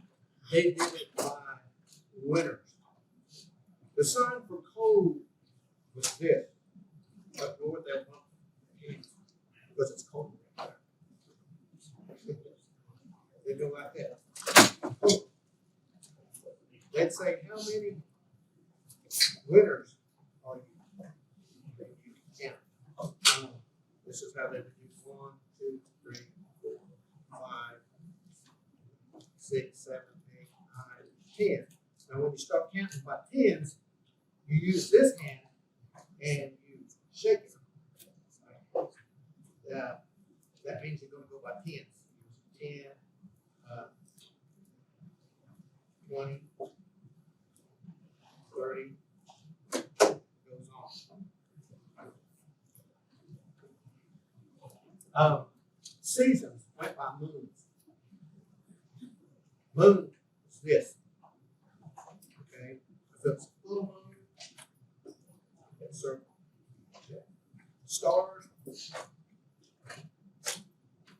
and for rain. Okay? For snow, the way we do snow is almost similar to the fall season because of the leaves. So you know the difference between flurries and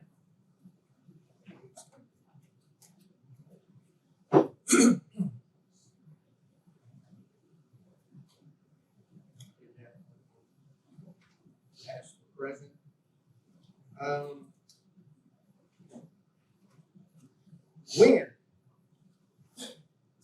Wind is blowing. Use both hands.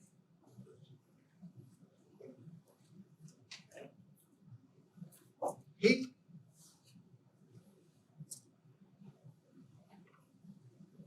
And then let's say a tornado. Then we get like water is this. River is this. When it comes up and you have a flood, then it would show the stature of how that water is. Flood.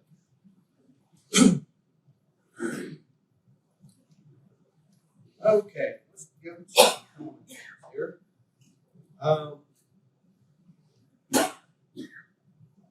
There's Trey, there's I, there's Bert, car. When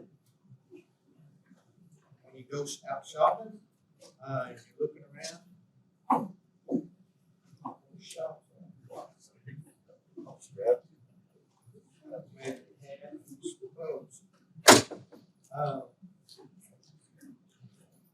Remote. The way we've been doing remote is something we always lose at home.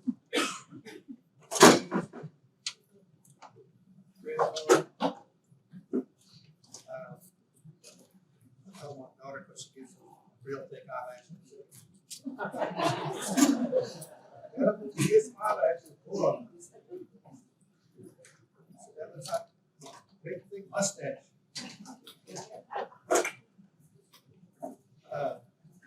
Earrings.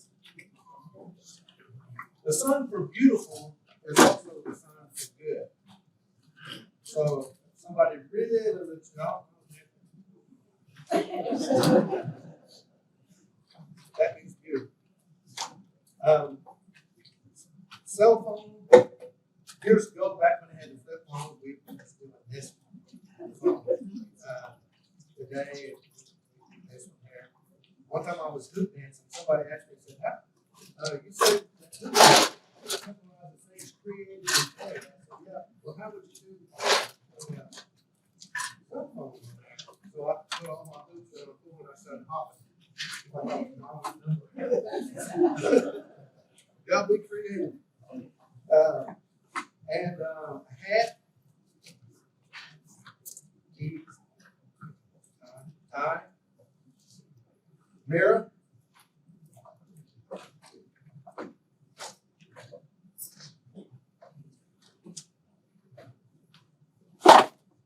good. Hungry is empty home right here. When you're full, turn it over. Right here. Full. This is a sign for eat. Drink, water, and also use some utensils. Drink.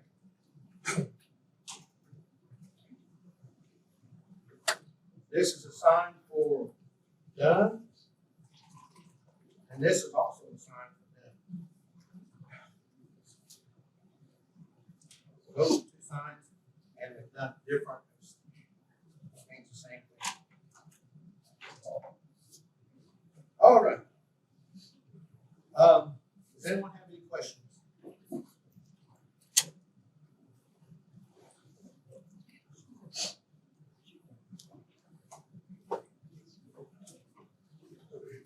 Question for the sign? I'll let Did they ever use symbols in the military? Quapaw. Yeah. And they would give direction even they were in battle. They would give direction, like I was doing there'd be a rock or mountain or a hill.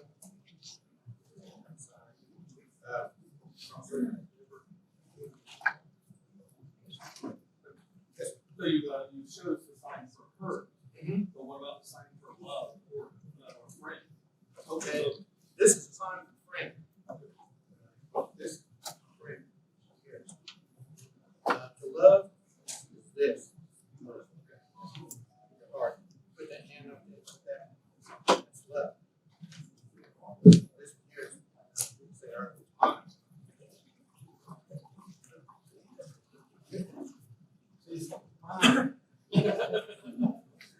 Yes, talking with hands.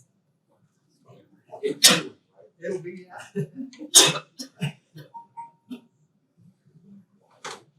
Amazon's going to be taking care of all of it. They're going to have it. They said it comes out September 5th. Amazon's going to have it in their warehouses all over. It's supposed to go well.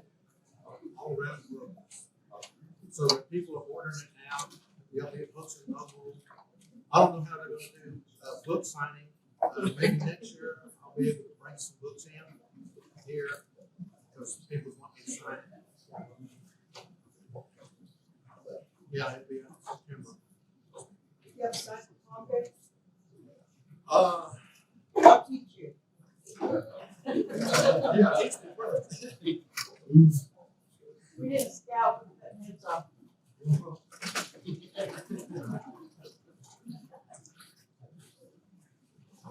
Sign for emergency. Sign for emergency. Emergency? Go.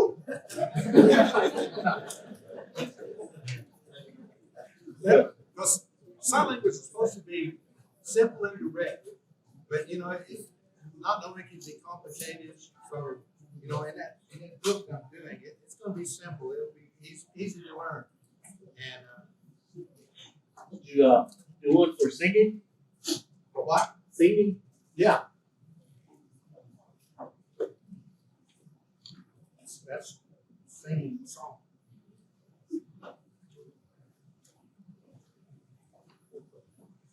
Drum. Drum. Drum?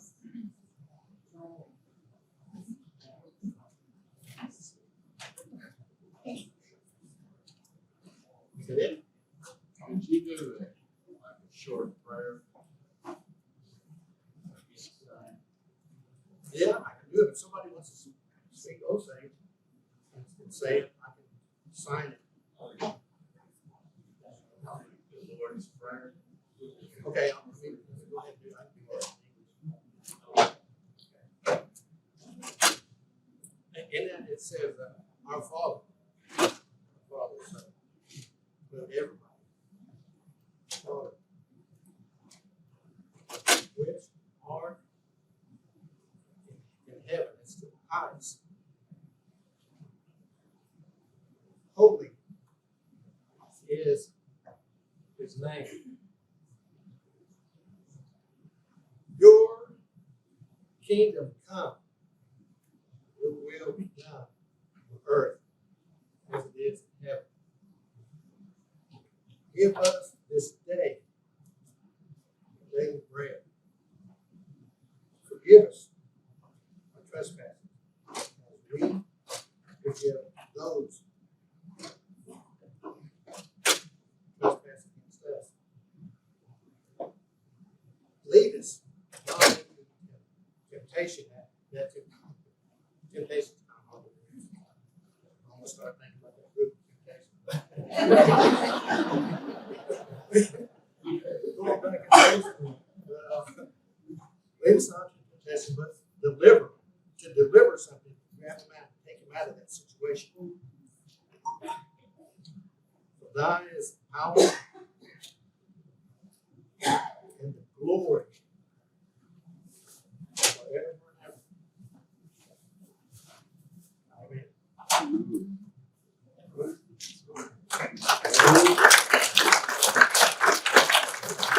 I'll hold it to my lips. So, hope you bear with me. I don't normally give talks like this. Usually when I'm talking, I focus more on the technical side of the language, breaking it down, grammar, that kind of thing. So this is more of a, kind of a, I guess a hypothetical question. How do we proceed given where we are in this point in history? And that's the biggest thing is where we are in history. You got to remember there's a lot of things that came before us. There's a lot of things that are going to come after us. And we have a lot of things that we have to deal with. How do we approach those questions? So what I'm going to do is I'm going to talk about the history of the Osage people dating back to as far as we have stories for. And in doing so, I want to highlight some of the things that we've confronted, some of the things that have been challenges, and how we've gone about doing that. And then after that, I'll talk a little bit about some language processes in an untechnical way, hopefully, and how language has changed over time.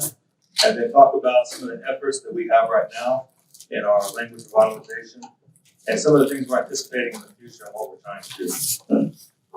So, on the picture here, I thought this was a pretty good way to start this off. It's kind of interesting to see these older, traditional, coming from an old world in these very modern kind of concepts here. You got somebody dressed, something in Bacon Ryan here, he was born, I think, back in about the 1860s or so. So to see him on a telephone or in a vehicle, especially knowing the world that he was born into and grew up out of. So it's really, these pictures kind of capture that thrust into what would be the peak of modernization in their time.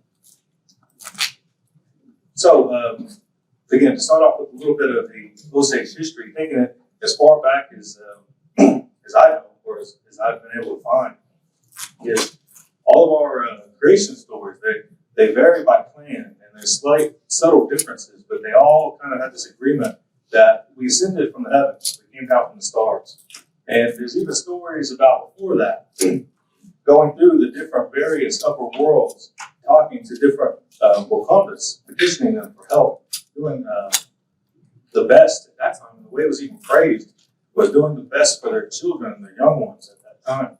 They wanted to make sure that they had a long life. So it goes as far back to that. But they came down from the heavens and they came to the earth. And when they came to the earth, we had these three groups that came down. We had the Osage, which we take my name after. I think you guys have Dhegiha or something along those lines. So we had the Osage, the O-gah-pah, and the Dhegiha. And there were three groups that came down. Well, they were traveling together along the earth, and they came across another group. And they called that group the isolated earth people. And so whenever they met them, well, the Osage went in and they met with them. And they talked to them. And they exchanged different ideas. And they tried to bring them along with the groups. So they incorporated that group with us. So that ended up being 4 groups. After some time, those 4 groups and the way they operated, it was decided that some changes needed to be made. They needed to reorganize. They needed to evaluate the way that they had certain protocols. And so what they ended up doing is they established certain offices, certain ways to do things. And then during that time, there was 2 other groups that joined. They're listed on here. The Doke is the Buffalo clan, and Uga'xpa, that's the men of mystery. So they joined, and then they had 6 people in that council, 6 different groups in that council. So at this point, they've already incorporated other people. Well, the next thing they did is they decided that they needed to reorganize again. They needed to institute this civil government. So they put in offices. And these offices instituted officers that enforced different laws and rules that they put into place. So just in that brief little talk there, you see all these different kind of changes that they faced. They had physical movement from one place to another, from the heavens to the earth, and then along the earth. They encountered different groups. They incorporated those groups in to be part of their council. They distributed authority. They distributed offices. They installed positions. They created a civil branch of their government. So they were constantly trying to figure out the best way to adapt to the environment and situations that they were in. They gave up old ways and took up new ways. They found the best ways to confront the problems that they had. So that's kind of taking it back to what you might call prehistory times. Coming a little bit forward, we have our oral traditions, the things that we talk about that unite us here in our groups here, our Dhegiha people. So we all have these stories that talk about coming from way over there, the Ohio River, far east, migrating along that river, coming to the Mississippi, having our Quapaw relatives go downstream, Omaha Ponca relatives, they went up northwest. The Osage people, they were Middle Waters people. They stayed there in the middle of Missouri. They followed that river that was named after us, the Osage River. Kaw people, same thing, migrated about west over to Kansas. So our oral histories tell us these things. I've heard many people from various tribes express these stories. I've read about these stories. I've read about the archaeology that testifies to these stories. So that's the more of the oral tradition, a little bit closer to our split. And then along those times, again, we have these different changes. Apparently, we had a solid group of our relations here. And through our process of moving across the land, we split up. We lost that physical connection, even if we maintained a relationship, even if we maintained that similar language along the way. So, in our time, the Osage people's time in Missouri, we had really good, strong relations with the French. At different times, we had strong relations with the Spanish. We had good trade relations. That allowed us to have, again, the more modernized textiles and weapons and iron for that time. And again, our people took and used and adapted what was available to us, the things that came with that trade. So we were able to be a strong and prosperous people by understanding how to navigate that area. And then, of course, along with those things, you get ideas. You get ideas that, in our case, kind of corrupted our people. They caused some factioning. They caused movements of different groups. Caused a little bit of turmoil. So, while you do get the advantageous trade, you also get all those things that come with it, the corruption.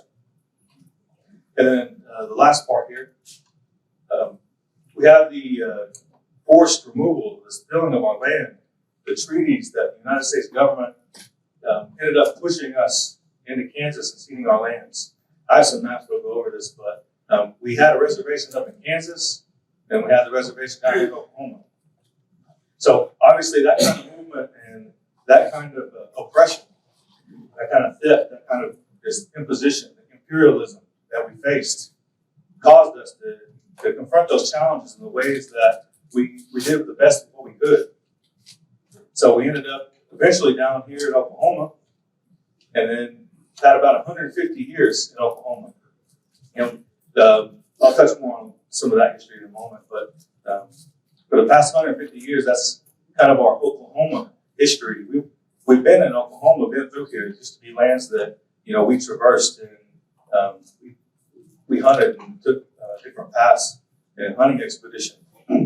But this established us as our permanent residents here. So this is, this map on the right is kind of that Dhegiha migration that I was speaking about. We talk about our people coming along this Ohio River, and then where it meets this Mississippi, that's where the Quapaws came down.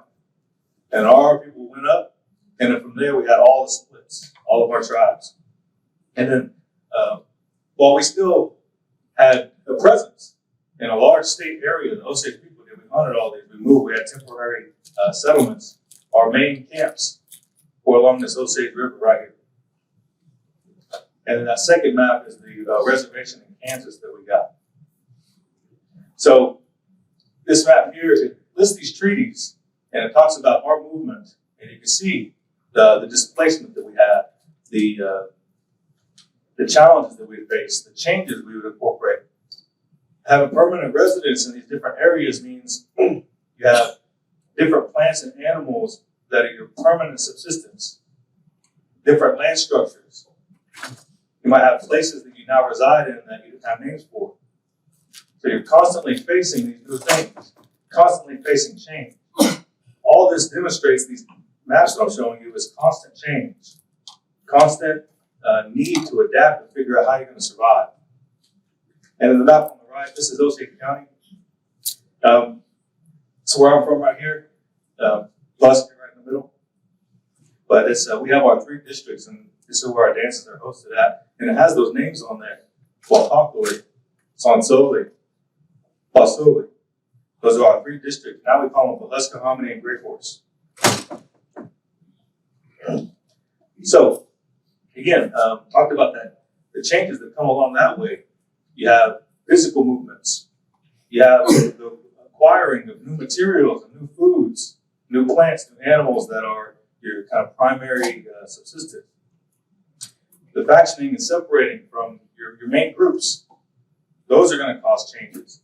Isolation, and I'll talk about this when it comes to language, but separation and isolation are what drive differences, changes, dialects and language, those kind of things. But you got this intermarrying with non-Osage people at a higher rate. Like I said, we had a relationship with French people going all the way back to when we were in St. Louis area. So we've had people that were part of our tribe. At times they were called half-breeds, whatever you want to call it. But we have people with these French last names in our tribe. It comes from that relationship that we had with them. And then with that, you get all the social and the cultural influences that come with it. You get the religion. Our people, especially when we were in Kansas, we had Jesuits and mission schools. We had Christianity brought to us. And I'll talk a little bit about some of the resources that came out of that. But you have people taking on new religions even that we weren't even exposed to until that time.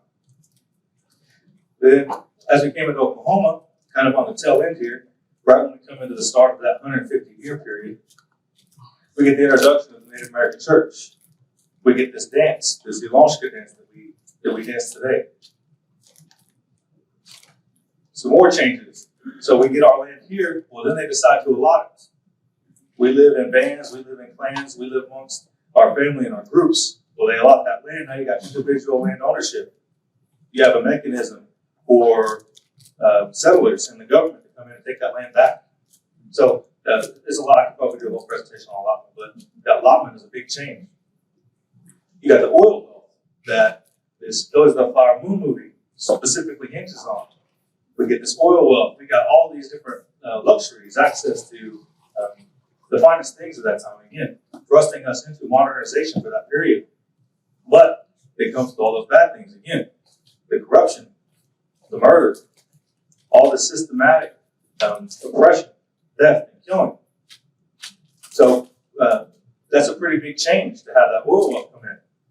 Completely changes our lives. And again, just to think of it in kind of really drastic terms, you got people that went on hunts, went on warpaths, that walked down to Oklahoma from Kansas.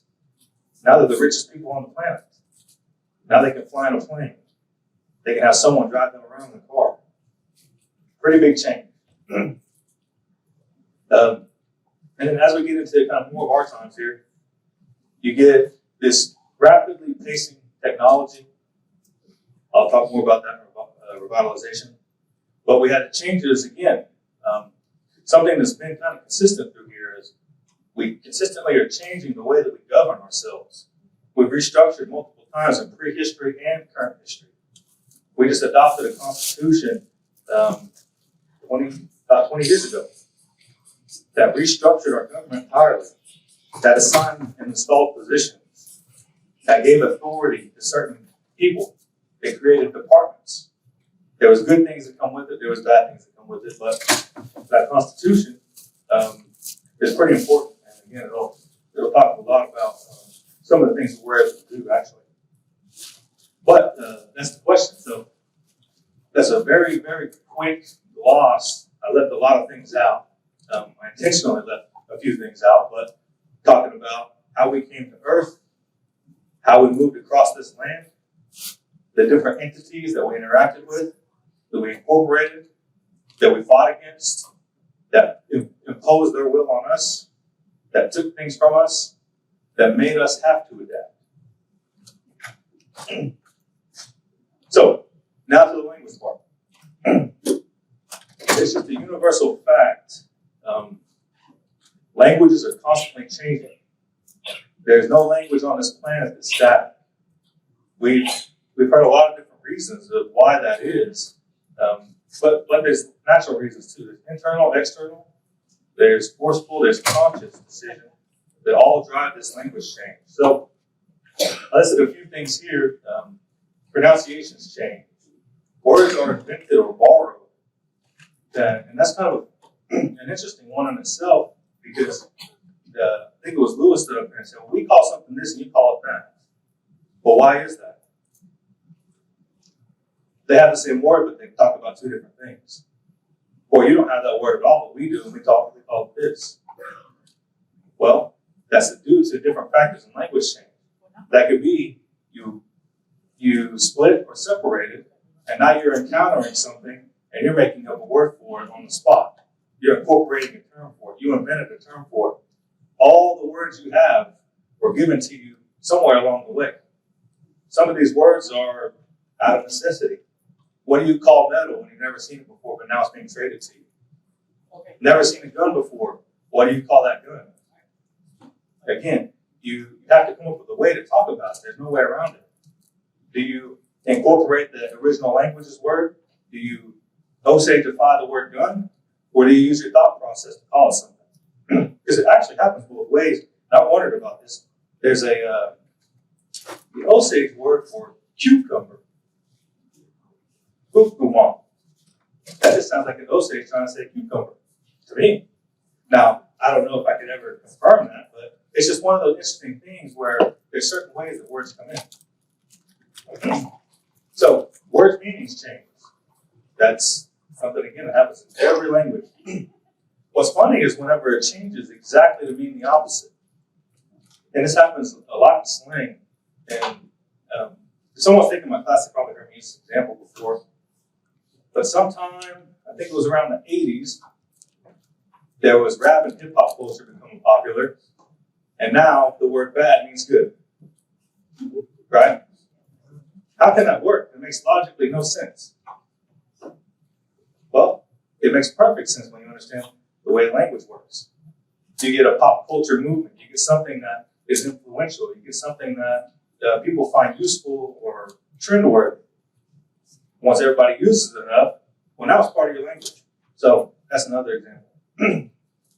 Grammatical forms change or are lost. This is another one. Whenever you start looking at comparative linguistics, you'll have these things pop up too. Why, whenever Lewis was up here, he said, well, whenever you say this command, you end with God. God, that means a man says it, God. That's a kind of imperative particle. I'm sure Omaha has it. Onka in Omaha, I kind of know a little bit, but not very much to talk too much about it. But the Osages, we, as far as I can tell, we don't really have that. We haven't had it for a long time if we did. So why would that be? Well, if all of our Dhegiha relations have a particular feature, a particular word, and one of them doesn't, odds are they probably just lost it, not that they never had it. It's not going to be likely that all the other tribes invented it in the exact same way, in the exact same usage, but one didn't. It's more likely they all had it and then one reduced it out. So when you get all these different kind of changes over time, that's when you get the variation of speech that becomes a new dialect or a new language.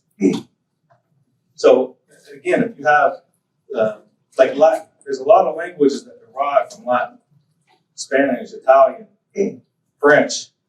Well, these languages, if you keep pushing them far and far enough back, they approach and get closer and closer to Latin.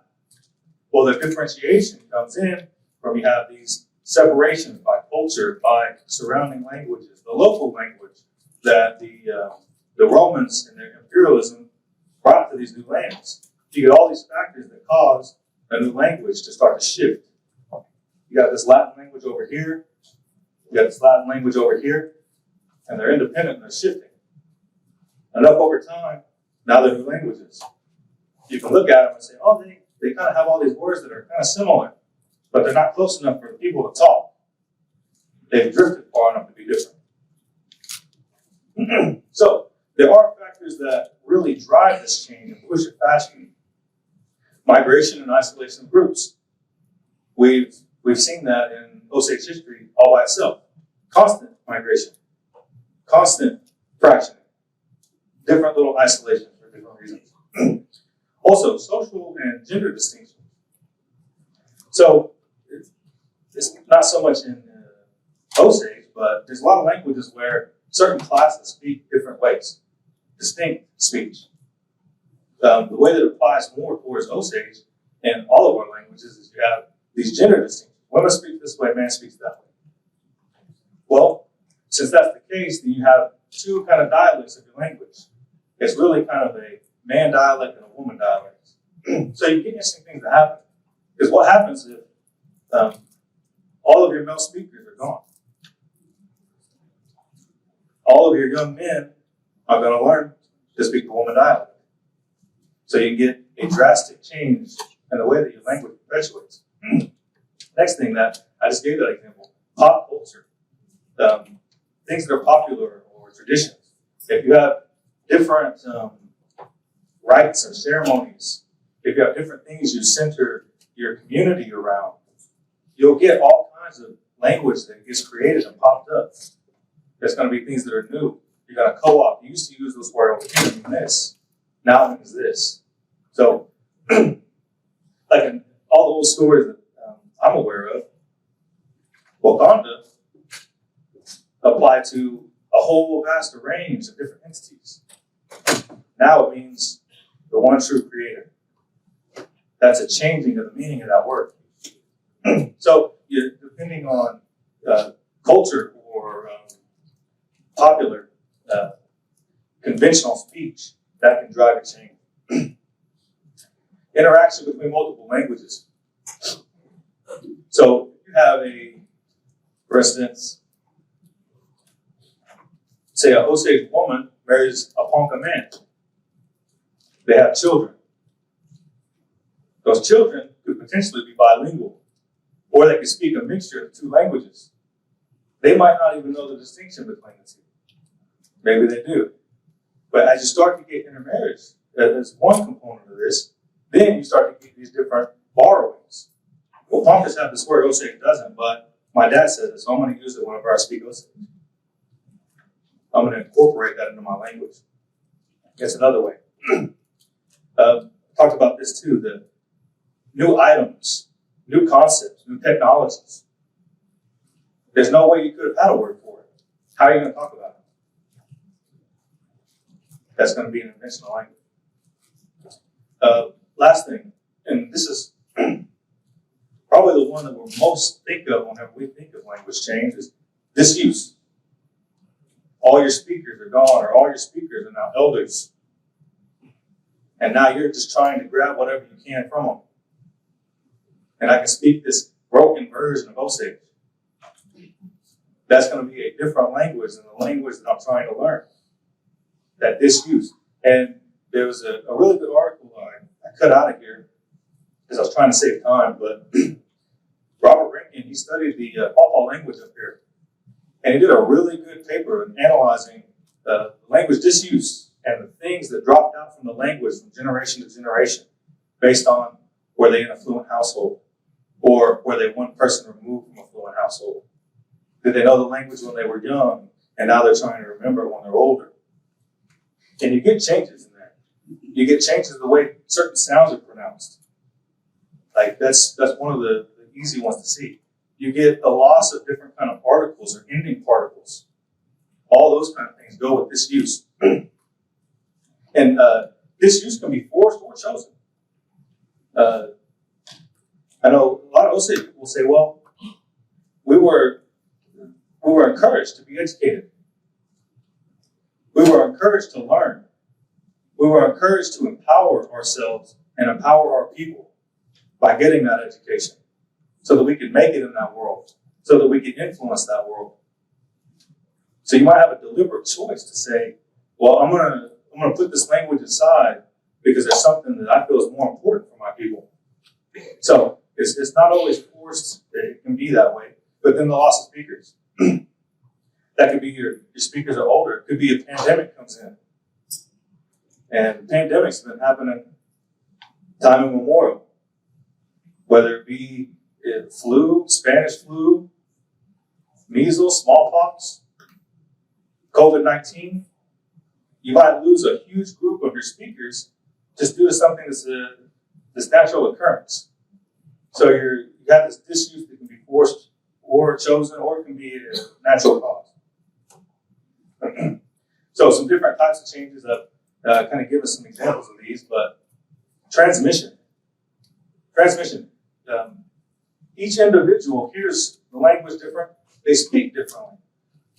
I watched a presentation on this where this guy was studying the English language and how it's being transmitted. And he made a pretty clear distinction to say, Well, from this generation to this generation, they pronounce particular vowels differently. Just through natural processes. It's not like they're not around the language.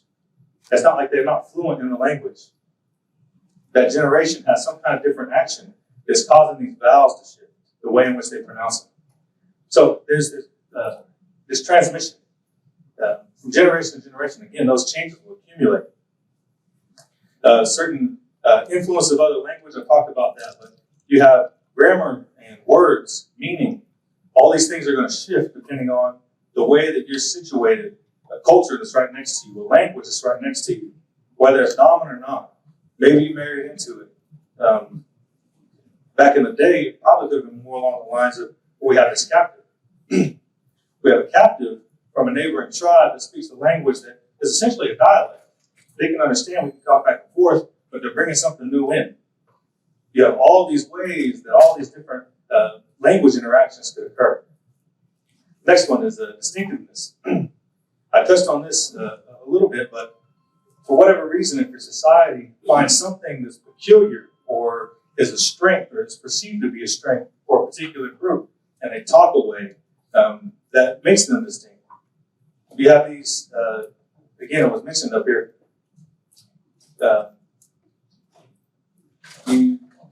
you have this change in this usage of the language that is really just a matter of, well, it's that their core, that group. Those guys are friends. They all speak that way. It's distinct to them. It's like it's like a little group trait that they have. Like that could be one way that distinction could be made. And then conventionalization.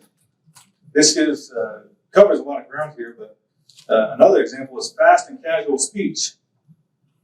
It's the difference between you stand up here, you ask someone to say something, and then you ask them to slow it down and individually pronounce that word.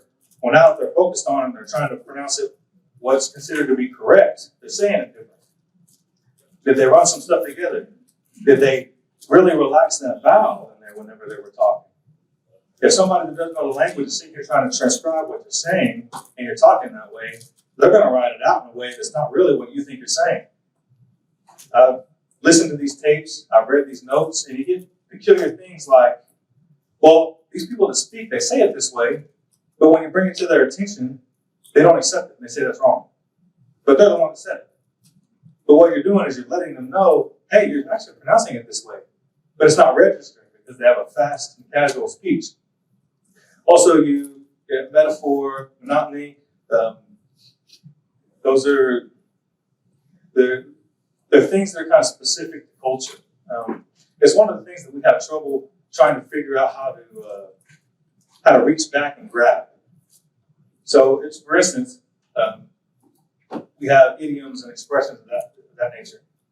So you can say, well, I'm as hungry as a cow, something like that. Well, that's an expression to somebody that's not part of that way of speaking. They're going to think that's really weird. Well, he's going to show me the ropes. Well, if somebody isn't around that, they're not going to understand what that expression means. Most people that use that don't even know where that expression originated out of. How does that make sense? It does, but you're so far removed from it, even though you use the expression, that the original context is completely gone. You just understand the meaning. So that's kind of conventional speech. Sound change, I've already talked a little bit about that. So, Osage language, documentation.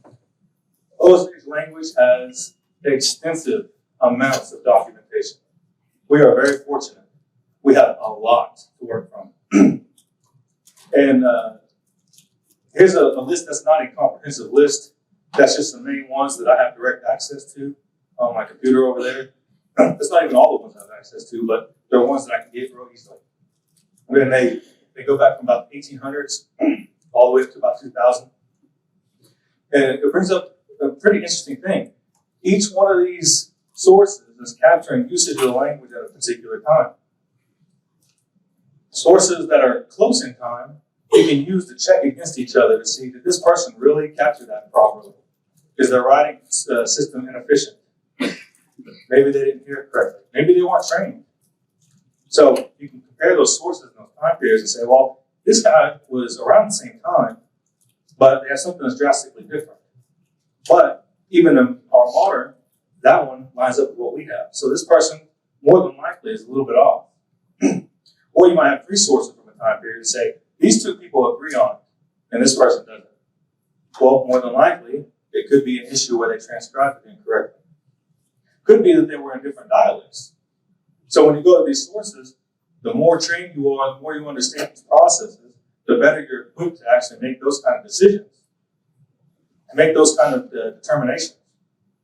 It's kind of a systematic study. Being in language work is really difficult. You got to know history. You got to know culture. You got to know linguistics. You got to know these different methodologies that were used or not used, and be able to figure out and find your way through that. I talked about a couple sources. A couple of these sources, at least 3 or 4 of them I see on there come from those missions or people that were evangelizing Christianity. So we were pretty fortunate to have like the Jesuits. We have a lot of documents. They're all handwritten and they're hard to read. I think I just showed that. We got documents like this. One of the issues is in order to use these, you kind of already have to know the language. Because you got to decipher it to go back and figure it out. So it makes it kind of hard. The other one up there is typed, so that's nice.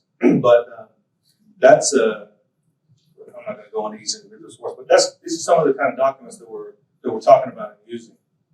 And all of these are before the 1900s. Then I touched on this before, but we use comparative linguistics. Again, if you're doing language work, it really helps to have this skill. How do I go about using the resources that you guys created? The documentation of your languages. I look at all of your languages all the time, almost every day. I have some source or a number of sources from all of your languages on my computer. But this is an example of that. We have this word for town. In Osage, it's dome. Well, I look up in these other sources. Well, it all lines up. It's all real nice. And it even goes beyond our Dhegiha languages. So we are classified as the Dhegiha people. We all know those groups. But we're in a larger family where you go further and further out, you can start to see a continuation of some similarities. Now, it's not always true across the board, but there are certain things. There are key terms that we all have. There's a lot of them. But, again, this is the type of work that we do. Now, there's an advantage to this. Like I said, it can inform things that you're looking for. It can correct things that you think that might be wrong. Again, you could do a whole presentation on comparative linguistics, but you can see it. It's not a coincidence. This is just a couple of dictionaries we have. Talk about that language change. So you pull up these old sources. Not only do you kind of really have to know a little bit of the language, but you have to understand, going back, how our language has changed over time. What are you really looking at? If I pull up one of these files, the Jesuit files, and I see something written out that looks peculiar, well, if you know the processes, I could probably go find that exact term in a source that was created in the 1990s. It's not going to be said the same. It's not going to be written down the same. But I know the transition of that word, so I know where it's probably going to be. Know the morphology of the word. So I might know how to deconstruct it, even though it's conjugated, to find that root term where it might be. So again, you have these changes over time. And this is a common one, the collapsing. This, I think you guys' languages retain this BTH sound, this bleh, or bedeh in Quapaw, I believe it is. Well, that becomes bread for us. It's kind of a collapsing and a changing of that sound. And it's more apparent in this kind of, I think you use GTH. I use the K for transcription purposes, but you guys probably have it as GTH. GTH for us, again, kind of shortens down to this L sound. So when you say something like Lee, well, I know if I'm looking for in a modern context, it's going to be Lee. Real simple. Ending particles, I talked about that. This ooh, the O, there's the language, the vowel shift. In call pretty strongly, or at least what I know about it, they have this vowel sound, this ew. Well, for Osage, that's pretty much kind of rounded into different areas. So we don't have ooh, we have O, we don't have ew, we have E. Again, if you understand that, you can go across the line and find what you're looking for. You can modernize something, or the exact opposite. I know how to say this, I know how it's said in the modern context. If I need to find it in an old source, I need to look over here instead of the way that I'm saying it. So, revitalization efforts. This is a point that I always try to make, is there's people that have been trying to revitalize and perpetuate the Osage language constantly, consistently. Never been a time really without it. There's been a parent that's been teaching it. It's been carried through ceremonial use. It's been actively taught as a class. People held community classes a long time ago. So they were always trying to perpetuate it.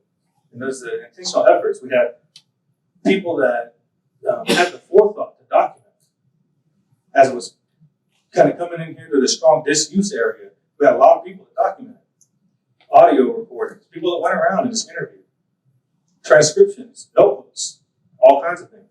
And then more on the governmental side, we established a constitution, the Osage Nation did, which includes the perpetuation of the language and culture. So our government is constitutionally mandated to protect and perpetuate the Osage language. What came along with that was that department was created and we're given tribal funding.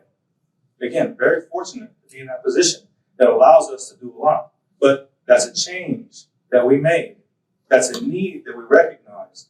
That's an adaptation in the situation we were in that we prioritized. So again, we were making a change. Next thing, we had the creation and the adoption of our own writing system. That writing system was worked into Unicode. I'll show you exactly what that means in a moment. But it's a statement of our sovereignty. It's a statement of a way that we can transcribe our language in a way that comes from us. And that's pretty important because most people say they want, however you like to choose to write your language, is fine with me. But the Latin alphabet that's used for the English language does not have enough characters or precision for the English language itself. That means if you're speaking English and you're using Latin characters to write it, and you're going to transition that to a new language, you have to include rules for what those characters mean anyway. So you have to learn a writing system regardless, especially if you're trying to pronounce that word the way it's supposed to be. That's why I said the transcription purposes. I have a K there. I have a K there because in Osage, it's not a voiced character. If it was voiced, it would be a G. But people have an issue with that because K in English is aspirated. It's not aspirated in Osage. So you have issues like that. And again, somebody that's trained or skilled in that or understands what that means, it's plain as day. We have an inefficient language we're coming from that hinders us to be able to perpetuate our language. We have to address that. We have our writing system. So we had classes. Again, we are constantly changing the way that we deliver classes. Pandemic came along. Well, now we have Zoom classes. I got about 2/3 of this class that I taught last year. 2/3 of the students that showed up in my class week to week were all online. And they showed up every week. People in the community I was teaching at, hit and miss. I get 4, maybe 5. Online, I get 20. So, again, you're changing to a world where people, they're not readily being able to interact in the way that they typically would. Maybe you can deep dive into that and figure out what the cause of that is and maybe address that. But you have to do something. So we've had a lot of success by having online classes as well. We have a number of classes that we teach, and things that come along with that are the content, the curriculum. I should probably say that for a minute, but we have a very active effort to really meet our students where they are. And that varies from community to community. We have some communities where everyone will show up. They love being there. They're going to come. They're going to be social. They like that. Other communities, you're gonna be hard pressed to get them through the door. So you have to recognize those variants too. So it's not an easy problem to solve, but you have to be, forward thinking enough to say, I have to find and figure out what's gonna work. I'm gonna have to adapt the way that I think. I'm gonna have to potentially change what we've always done. If not, we're not gonna be effective. Next thing, the creation of our school and different programs. We have our early learning academy, the Wheelers. We have the post-confronting, that's our immersion school. And again, that's an effort by the administration, at least, in order to incorporate language and culture into an education system and institution that we are trying to design and trying to lead. Now, again, that's a pretty tall task. I don't know how you build a school, fill it with teachers, keep them trained, keep them interested, incentivize things, and make that function. That's a difficult thing to do. I'm on the school board for Muscle Public Schools. Running that school, it's been there for 100 years. Getting that school to function is very difficult. Getting teachers and people to be there is very difficult. Getting people to get marks, that's almost impossible. But we prioritize that. We want to take control of our education. We're going to try to do what we can. That's not a small task. I don't envy the people that are trying to make it work, but it's something that we've noticed we want to do. We want to assert ourselves in this world. Next thing, and I'll kind of skip to go into these, put the language in public spaces. So at every turn, how much time do I have? So at every turn, we're trying to put this language and make it public. Everywhere you turn in Osage County, we're going to try to make you see it. My son went to a football camp, and I was out there, and it was like that. In every direction I turned, I could see the Osage language somewhere. On a t-shirt, a license plate, a street sign, on the side of the building. You have that language there. They don't have a choice. You have to drive by it. You have to see it. You're going to talk about it. Putting it in the public spaces forces that. And technology. So having that writing system, getting that Unicode, again, very important. Very new, forward-thinking decision to make. At different times, we had people that said, don't write down our language. Our language isn't supposed to be written down. Now I have it on keyboards. I can send text messages. I can make posts on social media. So, again, if you want to get the language in front of a kid's face, that screen's where you do it. Right. So, again, that adaptation has to happen. None of our people in the past even had that option. Phones weren't even a thing. Smartphones and social media. I remember when Facebook became a big thing, I was about in high school. There was a few high school kids in it, quite a few college kids, no one else. Now it's a bunch of old people is what they say. Everybody went to Twitter and Instagram, and now they left Twitter, and I can't follow it, but it's like that. We have an app. We have this is one of our few apps that we have on this bottom right-hand corner. On the top right, that's the incorporation of augmented reality for a traditional children's story that we created. That story is being used decades. It's been written down on pieces of paper and taught. They've hired graphic designers to make paper copies of it. Well, we put it in language and published it, hired someone to paint these pictures, hired a tech company to make it to where we could have it on an app. And now you can take your phone and scan the book. It'll make it pop open. It'll read it to you in Osage. It'll read it to you in English. Again, trying to adapt and incorporate this language into spaces that weren't even available probably 5-10 years ago. In the bottom middle there, this is kind of even more forward thinking.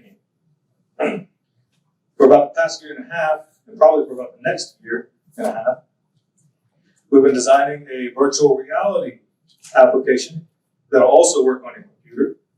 And it's going to be a virtual space where people can come in and we can create the sense of community. and in-person interaction. They don't want to come in the door to come to class. Well, go into your kitchen and pull up your computer. If you have a headset, put your headset on. We can be in the same space. Create things like this. Again, we're going from don't write our language down to come join me in a virtual room. That's a pretty big change. And then sometimes you have things that you still can't believe happened.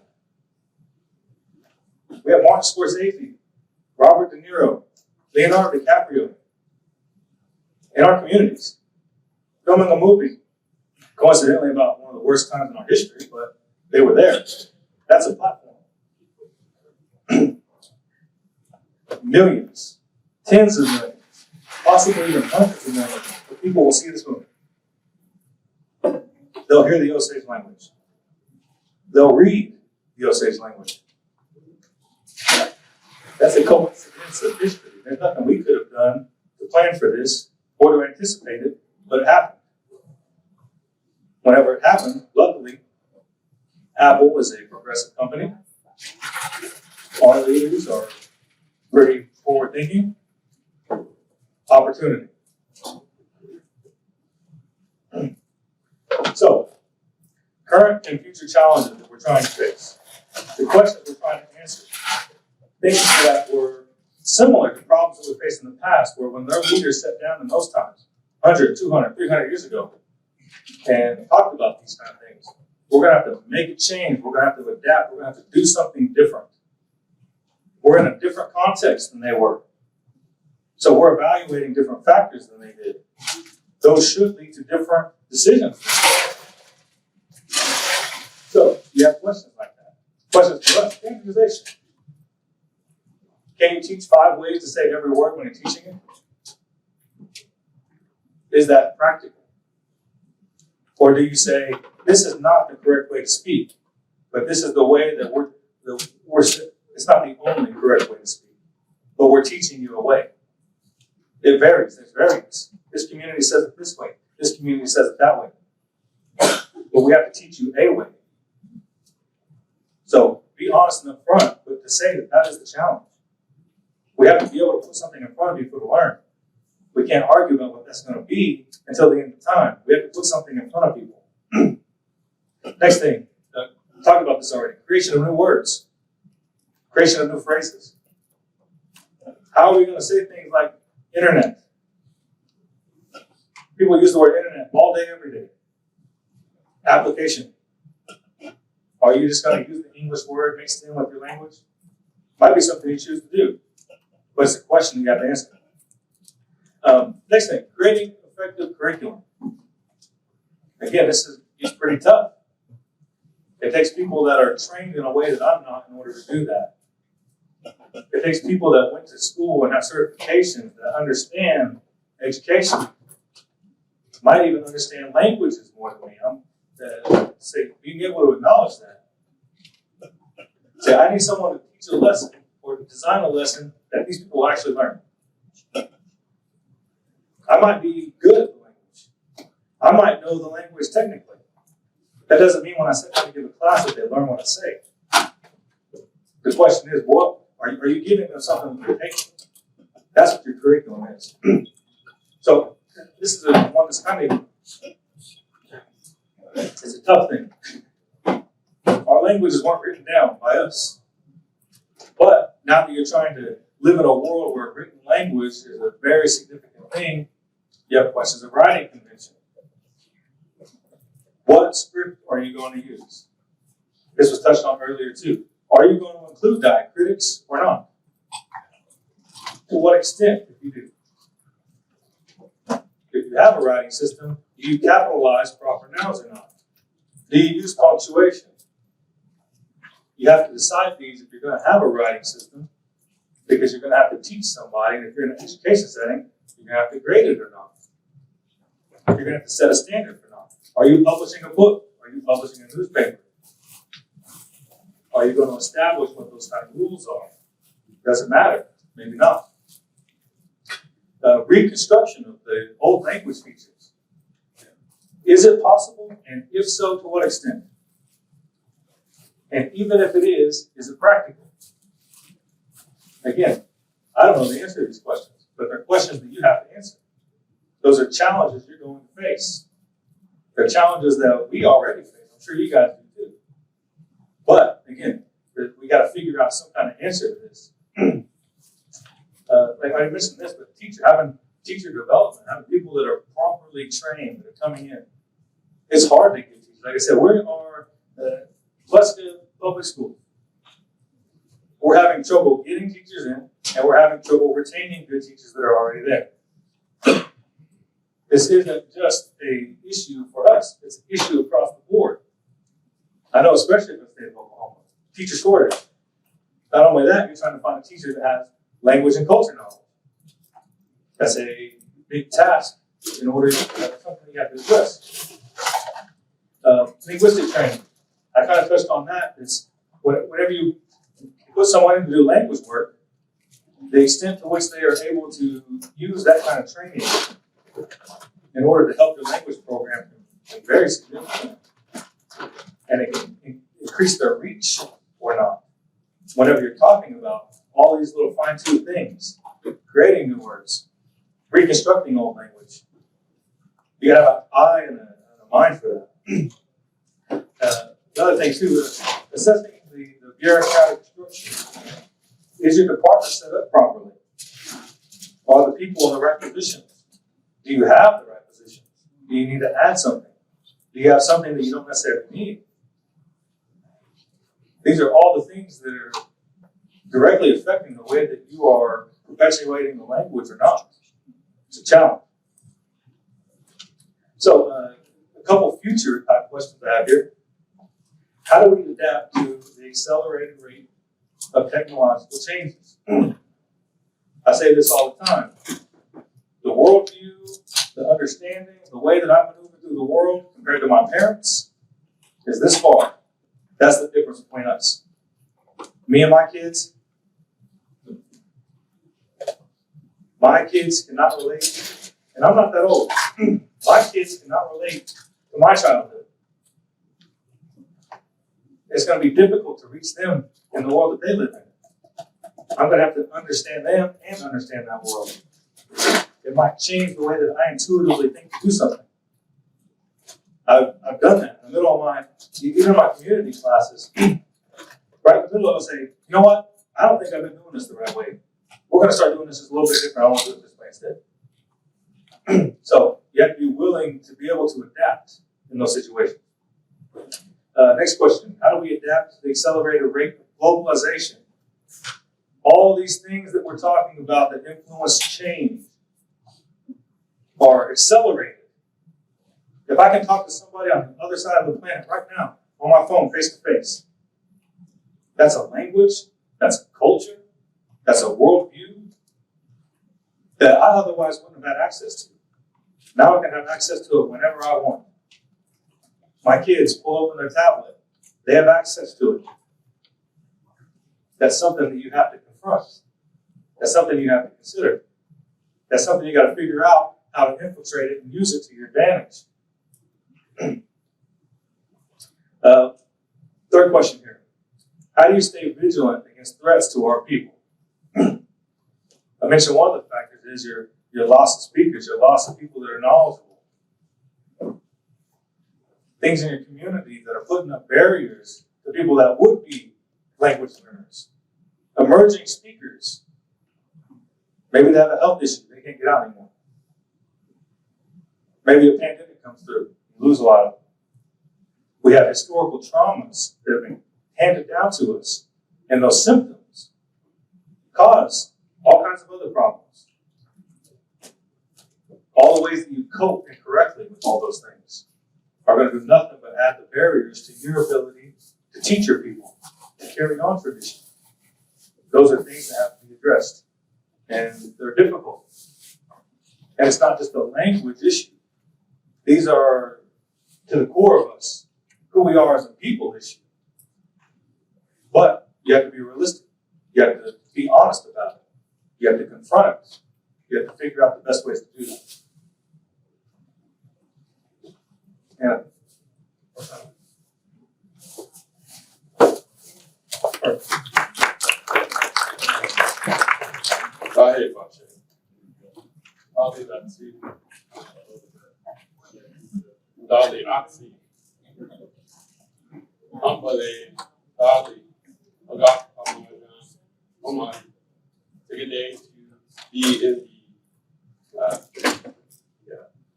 Quapaw. I have a good coworker that came from here. She ran the greenhouse over here. Her name is Dawn Wormington. I don't know if any Quapaws in the room that knows Dawn Wormington. Yeah, she's a firecracker. You guys know. Anyways, I'd like to start out with a little introduction on myself.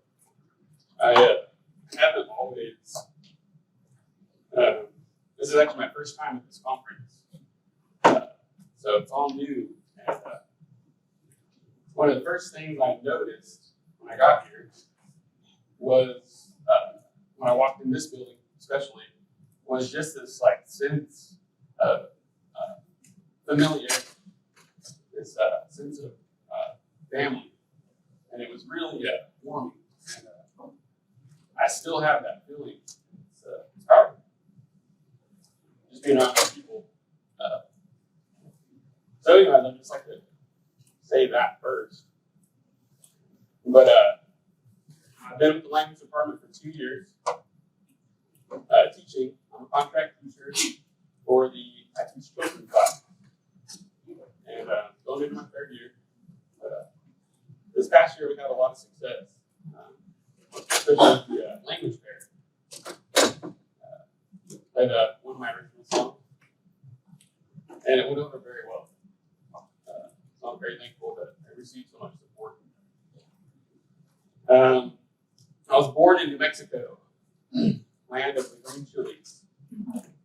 Yep. And so that's where I was raised. My mother, her name is Wendy Pompey.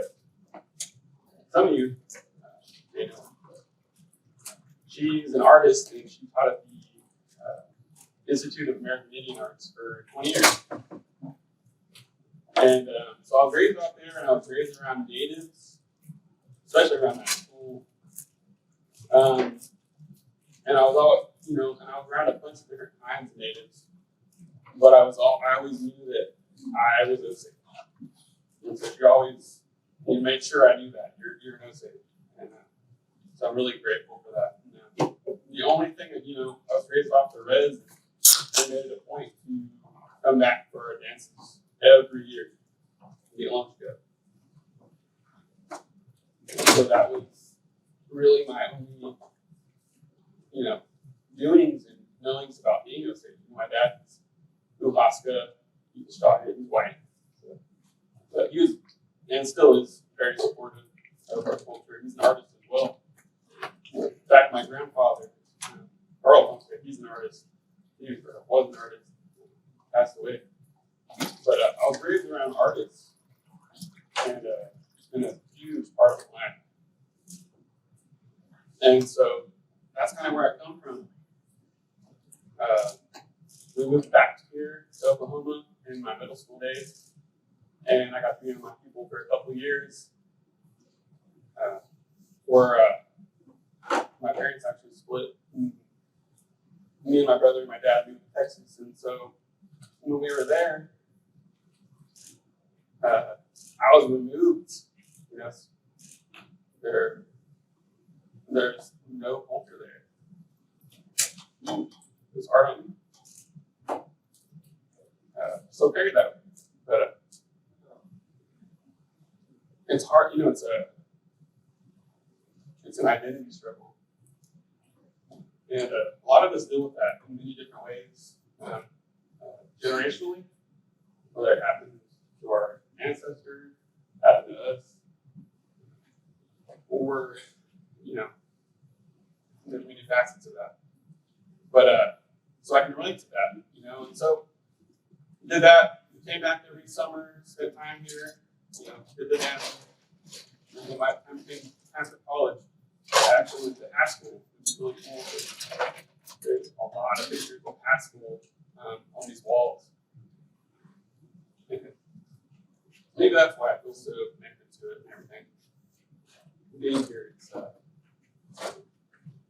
such a powerful tool. But so I went to high school and I was able to at least be around Native people, and where I met my wife. Hillary, she actually helps me teach. She's on the language program with me, and she's my rock. Keeps me going. But by the time we got did college, and by the time it was done, I had an environmental science degree. I was married, and we had our first son, Lynn. So came back here, and the first thing I wanted to do, besides getting a job, was reconnect with my people. And I've been here for 8 years now. And so one of the first things that happened was they were doing language classes in Fairfax. And doing my first man, she just was so inviting, so welcoming, so supportive. We did dinner with every class, and so that makes it easy to walk through those doors, and it builds that sense of community and fellowship. And she taught me a lot about just being human, and that can help facilitate the language more so than curriculum sometimes. Just being a person that you can rely on, someone that's there, for you. And so that's kind of how I construct my classes. I try to do that with my kids. So do the first one. And so the first year I started teaching, which was during the pandemic, it was rough. I didn't know what to expect, and it was kind of wild. I have kids 4 to 13 in there, and all different age groups, attention spans, all that going on. And so I just I was winging it the whole time, but I still held that. We have dinner every class. We sit down together. We eat together. We pray together. And then whatever happens after that, however far we get with it, that's just the bonus. And so everything went well. I got a lot of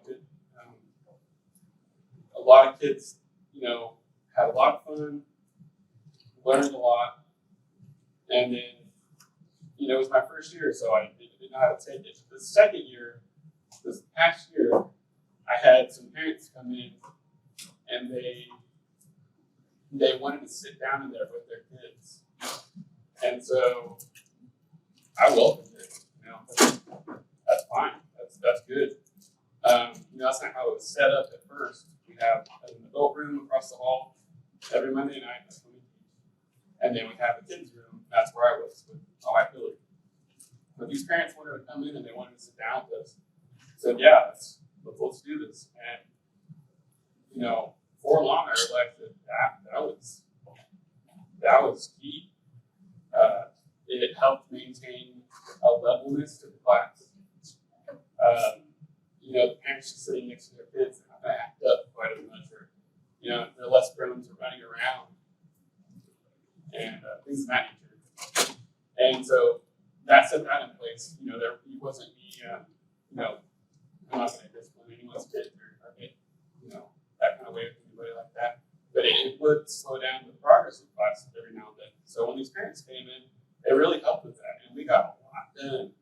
And the parents, what it did was they would be in there, and they were, we call them never ever, because they've never taken the language at all.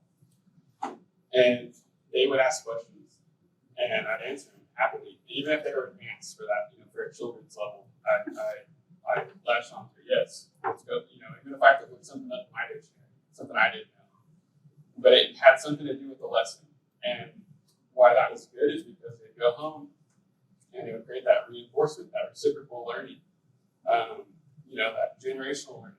Parents were learning, kids were learning. We went home and they would talk about class, and maybe it was one of those situations where the parents like, "Do you remember how we said this or that?" And the kid was like, "Oh, I know it." Or vice versa. You know, the kid didn't know how to say something. The parent said, "Oh, I remember how to say that." So it's reinforcement at home, just having the parents in on that same bit of information they're supposed to. And so we ran with that, and it worked very well. And you know, personal experience with my family. Another thing that happened when we moved to Oklahoma is we had our second boy, second son. There's some we have our immersion school, and both of my boys were in there, and I have some other Wakantes in here today that raised my little boys from babies, and so they know all about it. And they part of that immersion school is the parents have to take class each week. You know, and for me that was easy. It was, I'm going to that one. I'm going to take lunch with language. I'm going to take, and I finally worked with the advanced class. So I'm taking 3 classes a week. And at home, I just went back and forth. Everything they learned in that immersion school, even as babies, we, you know, driving on the road. You know. And you know, that's a skunk that just takes me back to when we were babies. Really good. Anyway, so that reinforcement. So I did that personally, and I saw it in my class, and it works having the parents involved, whether they're in the class or like at immersion. Just having the parents take classes each week if they'll do it, you know, it takes a willingness that way. Some of the parents, I feel like maybe they take it quite as seriously. I'm not picking on anybody, but language is such a hard thing to have a mindset for. But so back to my class. Towards the end of last year, you know, I started out with girls and boys and all ages, and then, you know, just seemingly it dwindles a little, and sometimes we'll have a full class, sometimes we'll have 16 in there, and some days we'll have 6. But towards the end of the year, I had mostly boys in there, and boys are competitive, man. And so we started playing more games with them. We started doing, right here we have one of my students, they like to play that game called Kingman. And it took a long time to get there where they could spell things out in Osage. You know, we sing on the side up here, we have our orthography up there. And to get them to be where they could write in there and we're all guessing the word, we had to go through that orthography song just countless times. Probably 20 classes before they could get there. But I would, and this is how I would do it. I'd sit there and I'd go,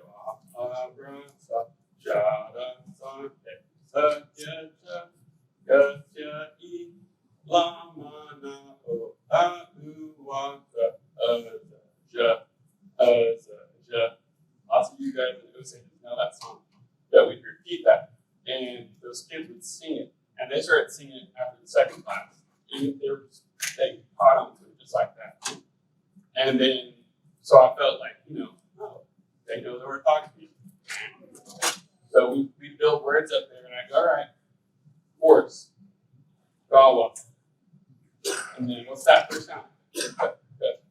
All right, who knows where the cut is up there on the board?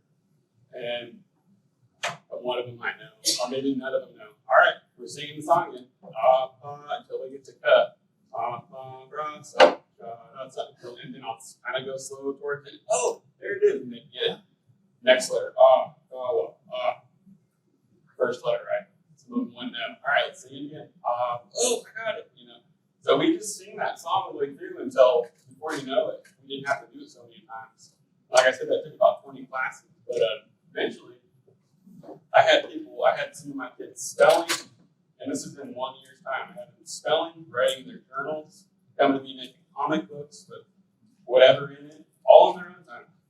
And so that, just a simple little trick right there for me worked really well with them. It was just repetition. And song, you know, the number song. You know, when you say, don't fuck up, breathe, don't fuck up, don't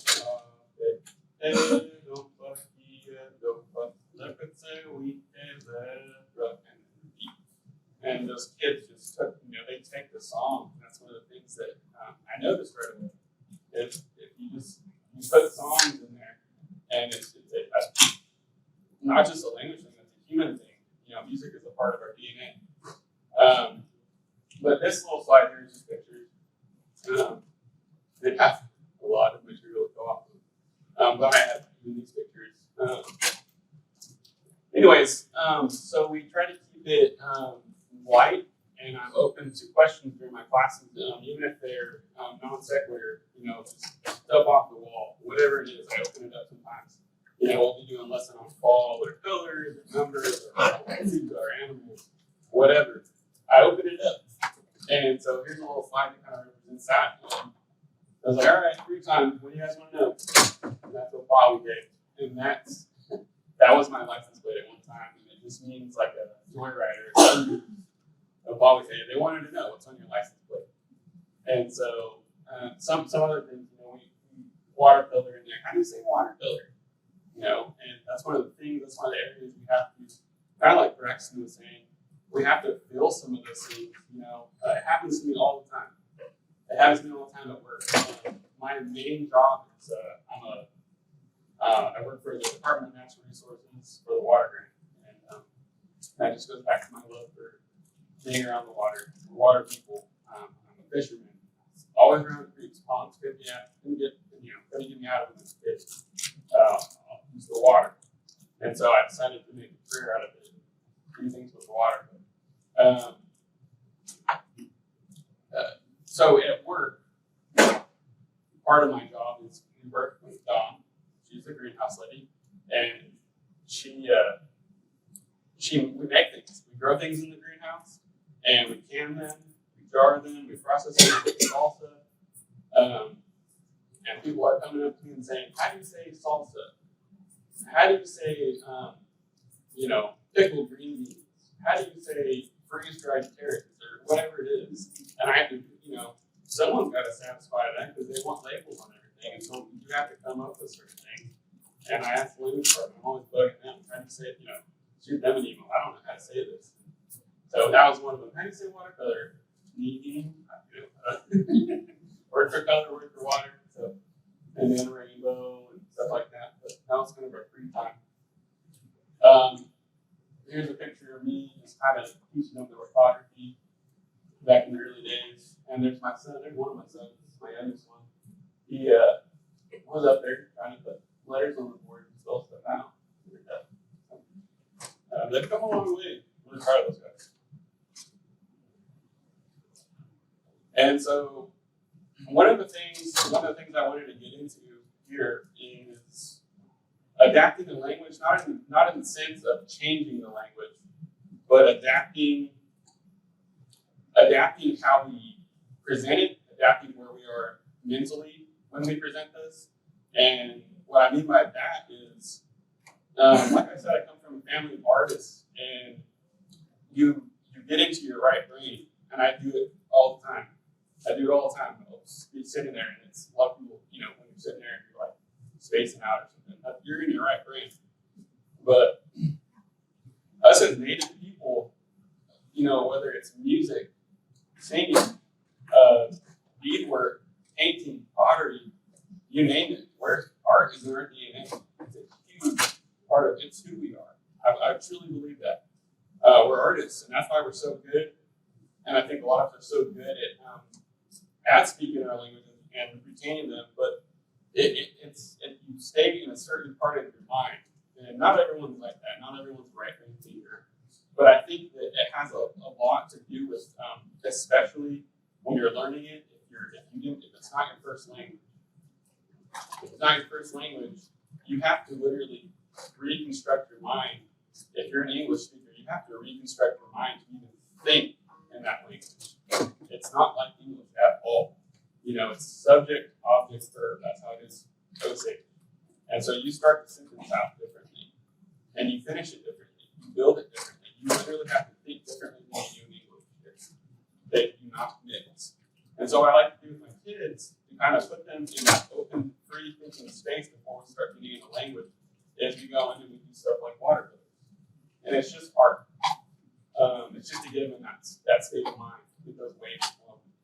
And they have fun with that. You know, we talk while we're doing it. What's that color? You know, what's hand? What's, you know, whatever. I sit with them. I make it a point to sit down with them and get at their level so that I'm not intimidated. You know, 'cause I can have a pretty big voice sometimes. I want them to feel really comfortable around me. And I'll sit with them and I'll color with them.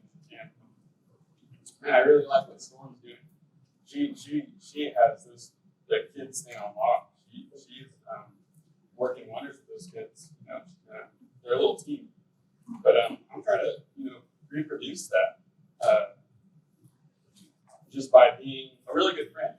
You know, a really good friend of them, rather than just their teacher. You know, because they get teachers at school all day long.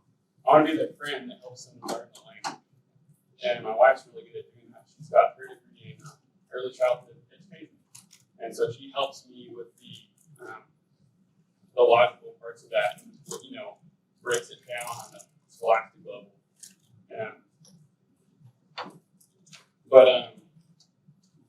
So yeah, breaking down that linear mindset. That's kind of where this comes into play. You know, coming in and going. You know, coming from the Western world, you're coming from Western schooling. You come in and it's thinking like this, not lying. But when you're talking Osage or any native language, and this is one of the things that was taught to me whenever I was first learning it, was you're painting a picture. You're painting a picture of what you're trying to describe. And so, you know, you take that poetically, and you can take it at face value, but you're literally in a different state of mind. You're building your thoughts differently. And so that's where I'm at with that. It seems to work. These kids caught really well last year. They're there just in action shots. I believe this is one of my first classes that we have all the way on the board, which is, you know, hello. This came from one of my Zoom kids. He lives in Missouri, and he's one of my best students. And I think that has a lot to do with the one-on-one time you get on Zoom. And that's those Zoom classes that came out of the pandemic. You know, it was hard to start doing that. I didn't know really how to do it, but once you build that bond with that kid and start going back and forth with them, you can really make a lot of ground with where they're at. But anyways, he entered this in last year's language fair and did really well with it. Won, you know, an award and everything. But and another thing with those Zoom classes, especially with kids, I don't think it happens with adults. With the Zoom classes with kids, a lot of times their parents are sitting right next to them in the room. And so they're getting that lesson too, or at least listening to it and able to reinforce it after you sign out, whatever. And so once again, that's that generational feedback, that reciprocal kind of learning, that loop with the parents and the kids being in that same classroom. This one's just online. So I talked about it earlier about having dinner with every class. It does help. You know, you bring a group of Indians together, or Osages together, whatever. I always thought if you bring a group of Osages together, you gotta feed them. You know, that's culture. That's what we do.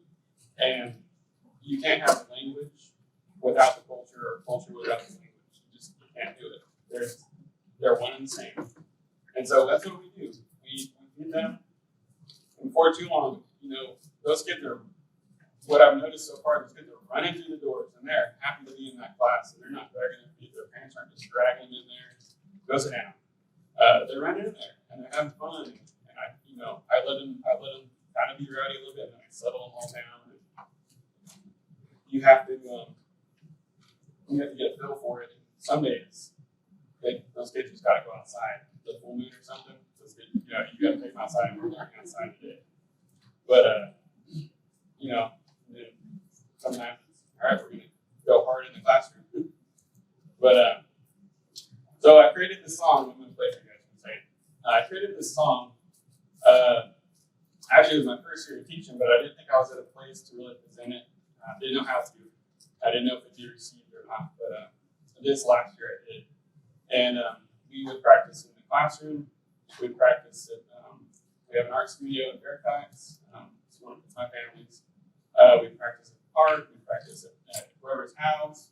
But we were bringing this language and these kids out into the community.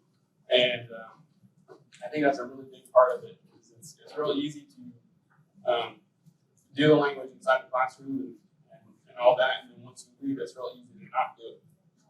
And so I was really happy with being able to take them out, have that, and be able to show them that you can have confidence speaking your language outside of the classroom. That's a big deal.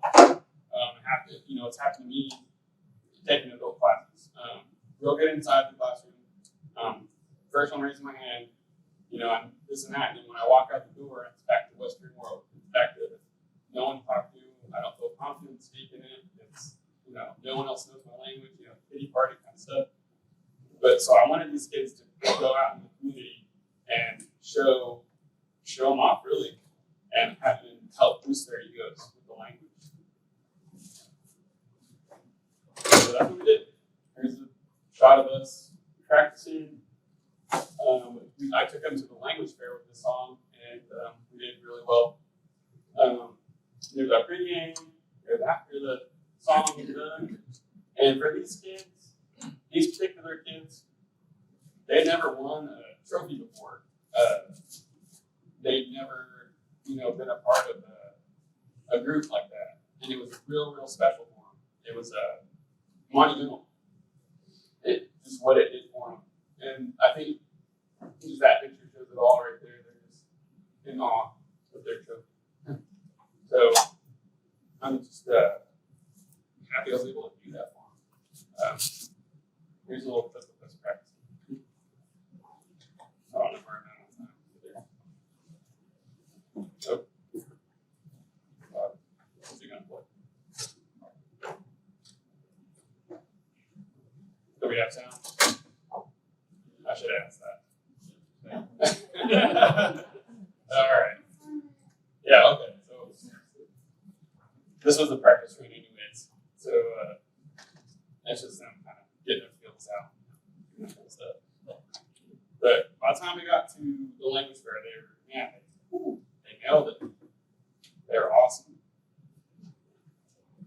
So, we'll stop right there. But I wanted to, our band is called Grey Horse, by the way. That's the name of our band. So, if you guys wanted it. And we have one song so far. Sure. So, see if I can play something messing it up. So this song, the theme of the language fair was carrying our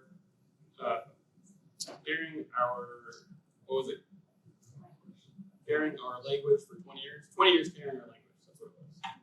And so I came up with this little song, and I named it Carrying Our Love. That's really what it is. The words are friend to friend, I love you, repeats. When we're together, I'm happy. I'm always happy together. And then it's family, I love you, happy together, always happy together. And then mother, father, the same way. And the little bridge is when we're playing, I enjoy it when we play. And so those are kind of the words that you follow along. I know it might, some of you, other tribal members might be able to understand some of it. I'll try to be clear about it.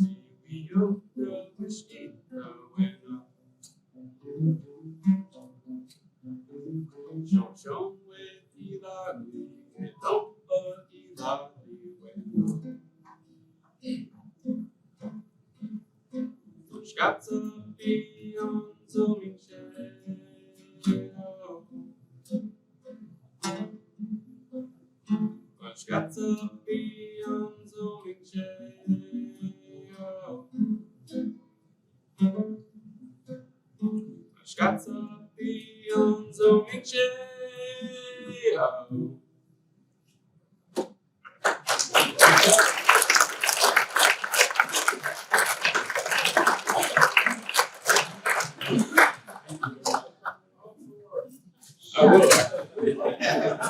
You can imagine the magic of that song is when those kids sing it. It's powerful. I don't have to keep saying that, but it is. Those kids, their voices ring out, and it was really fun to work on that with them because I get them going. And, all right, keep it low here, and the very that last note, really sing it loud, and they would, Got to be on the way. It was just a lot of fun. So that was my language first song. I've got one more, if you guys will listen to it.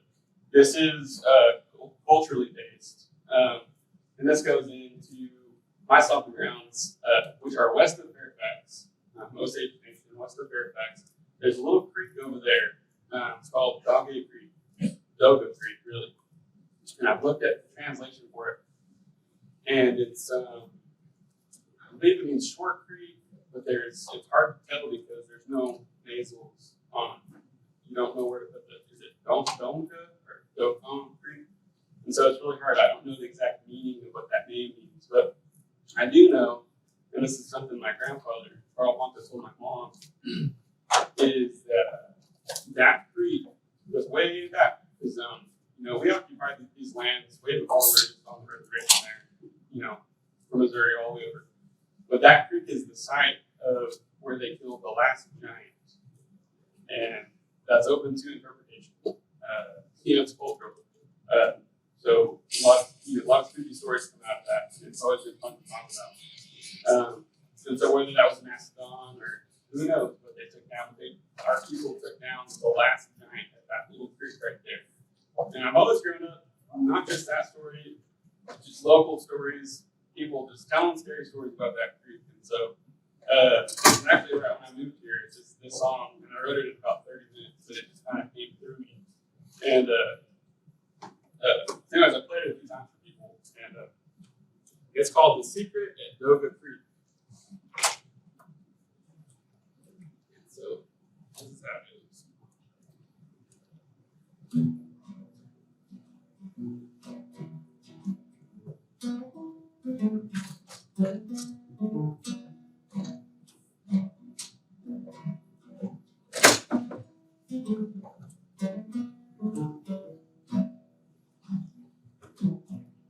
There once was a lonely young man, nothing to love, oh, nothing to lose, and he crossed the path with no there to be. So I made a deal with the devil, born as you and me. Meet me at the west edge of town, he says, and I'll wait down in the valley, lit cigarette, and head out to sunrise. You got nothing to lose. I got to spend some money now today. Hey.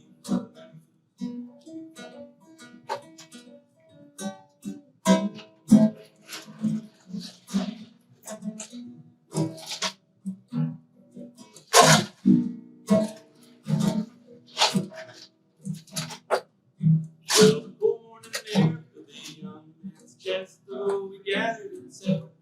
Then he left and we got to the valley where the old man stood. He said, "This is my plan, boy, and I know it's good, and I think we should go to Uga'xpa Creek. There's a bridge near a house where the rich man sleeps, and when the sun goes down, it will make our move.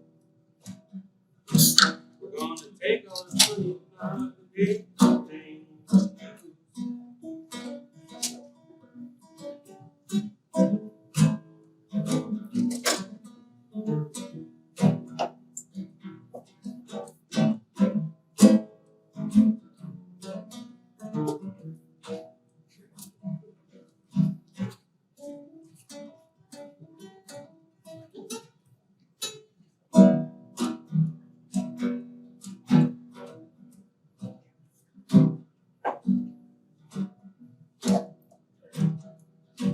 Well, the rich man cried when the young man tied him up to the chair with a gun in his life, and the old man he waited under that bridge. Oh, he knew it was dying sign, he knew it's sin, but he could smell that money.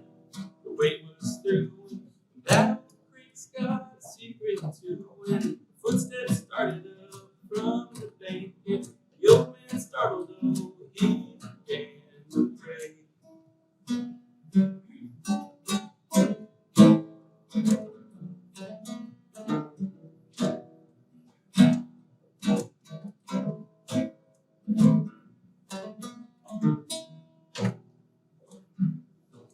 Well, the young man ran back, went on high, and the old man screamed, "Oh, we're on for your life!" And the young man he looked, back at that creek, oh, he knew he was dying, but he couldn't see, so he took a step close.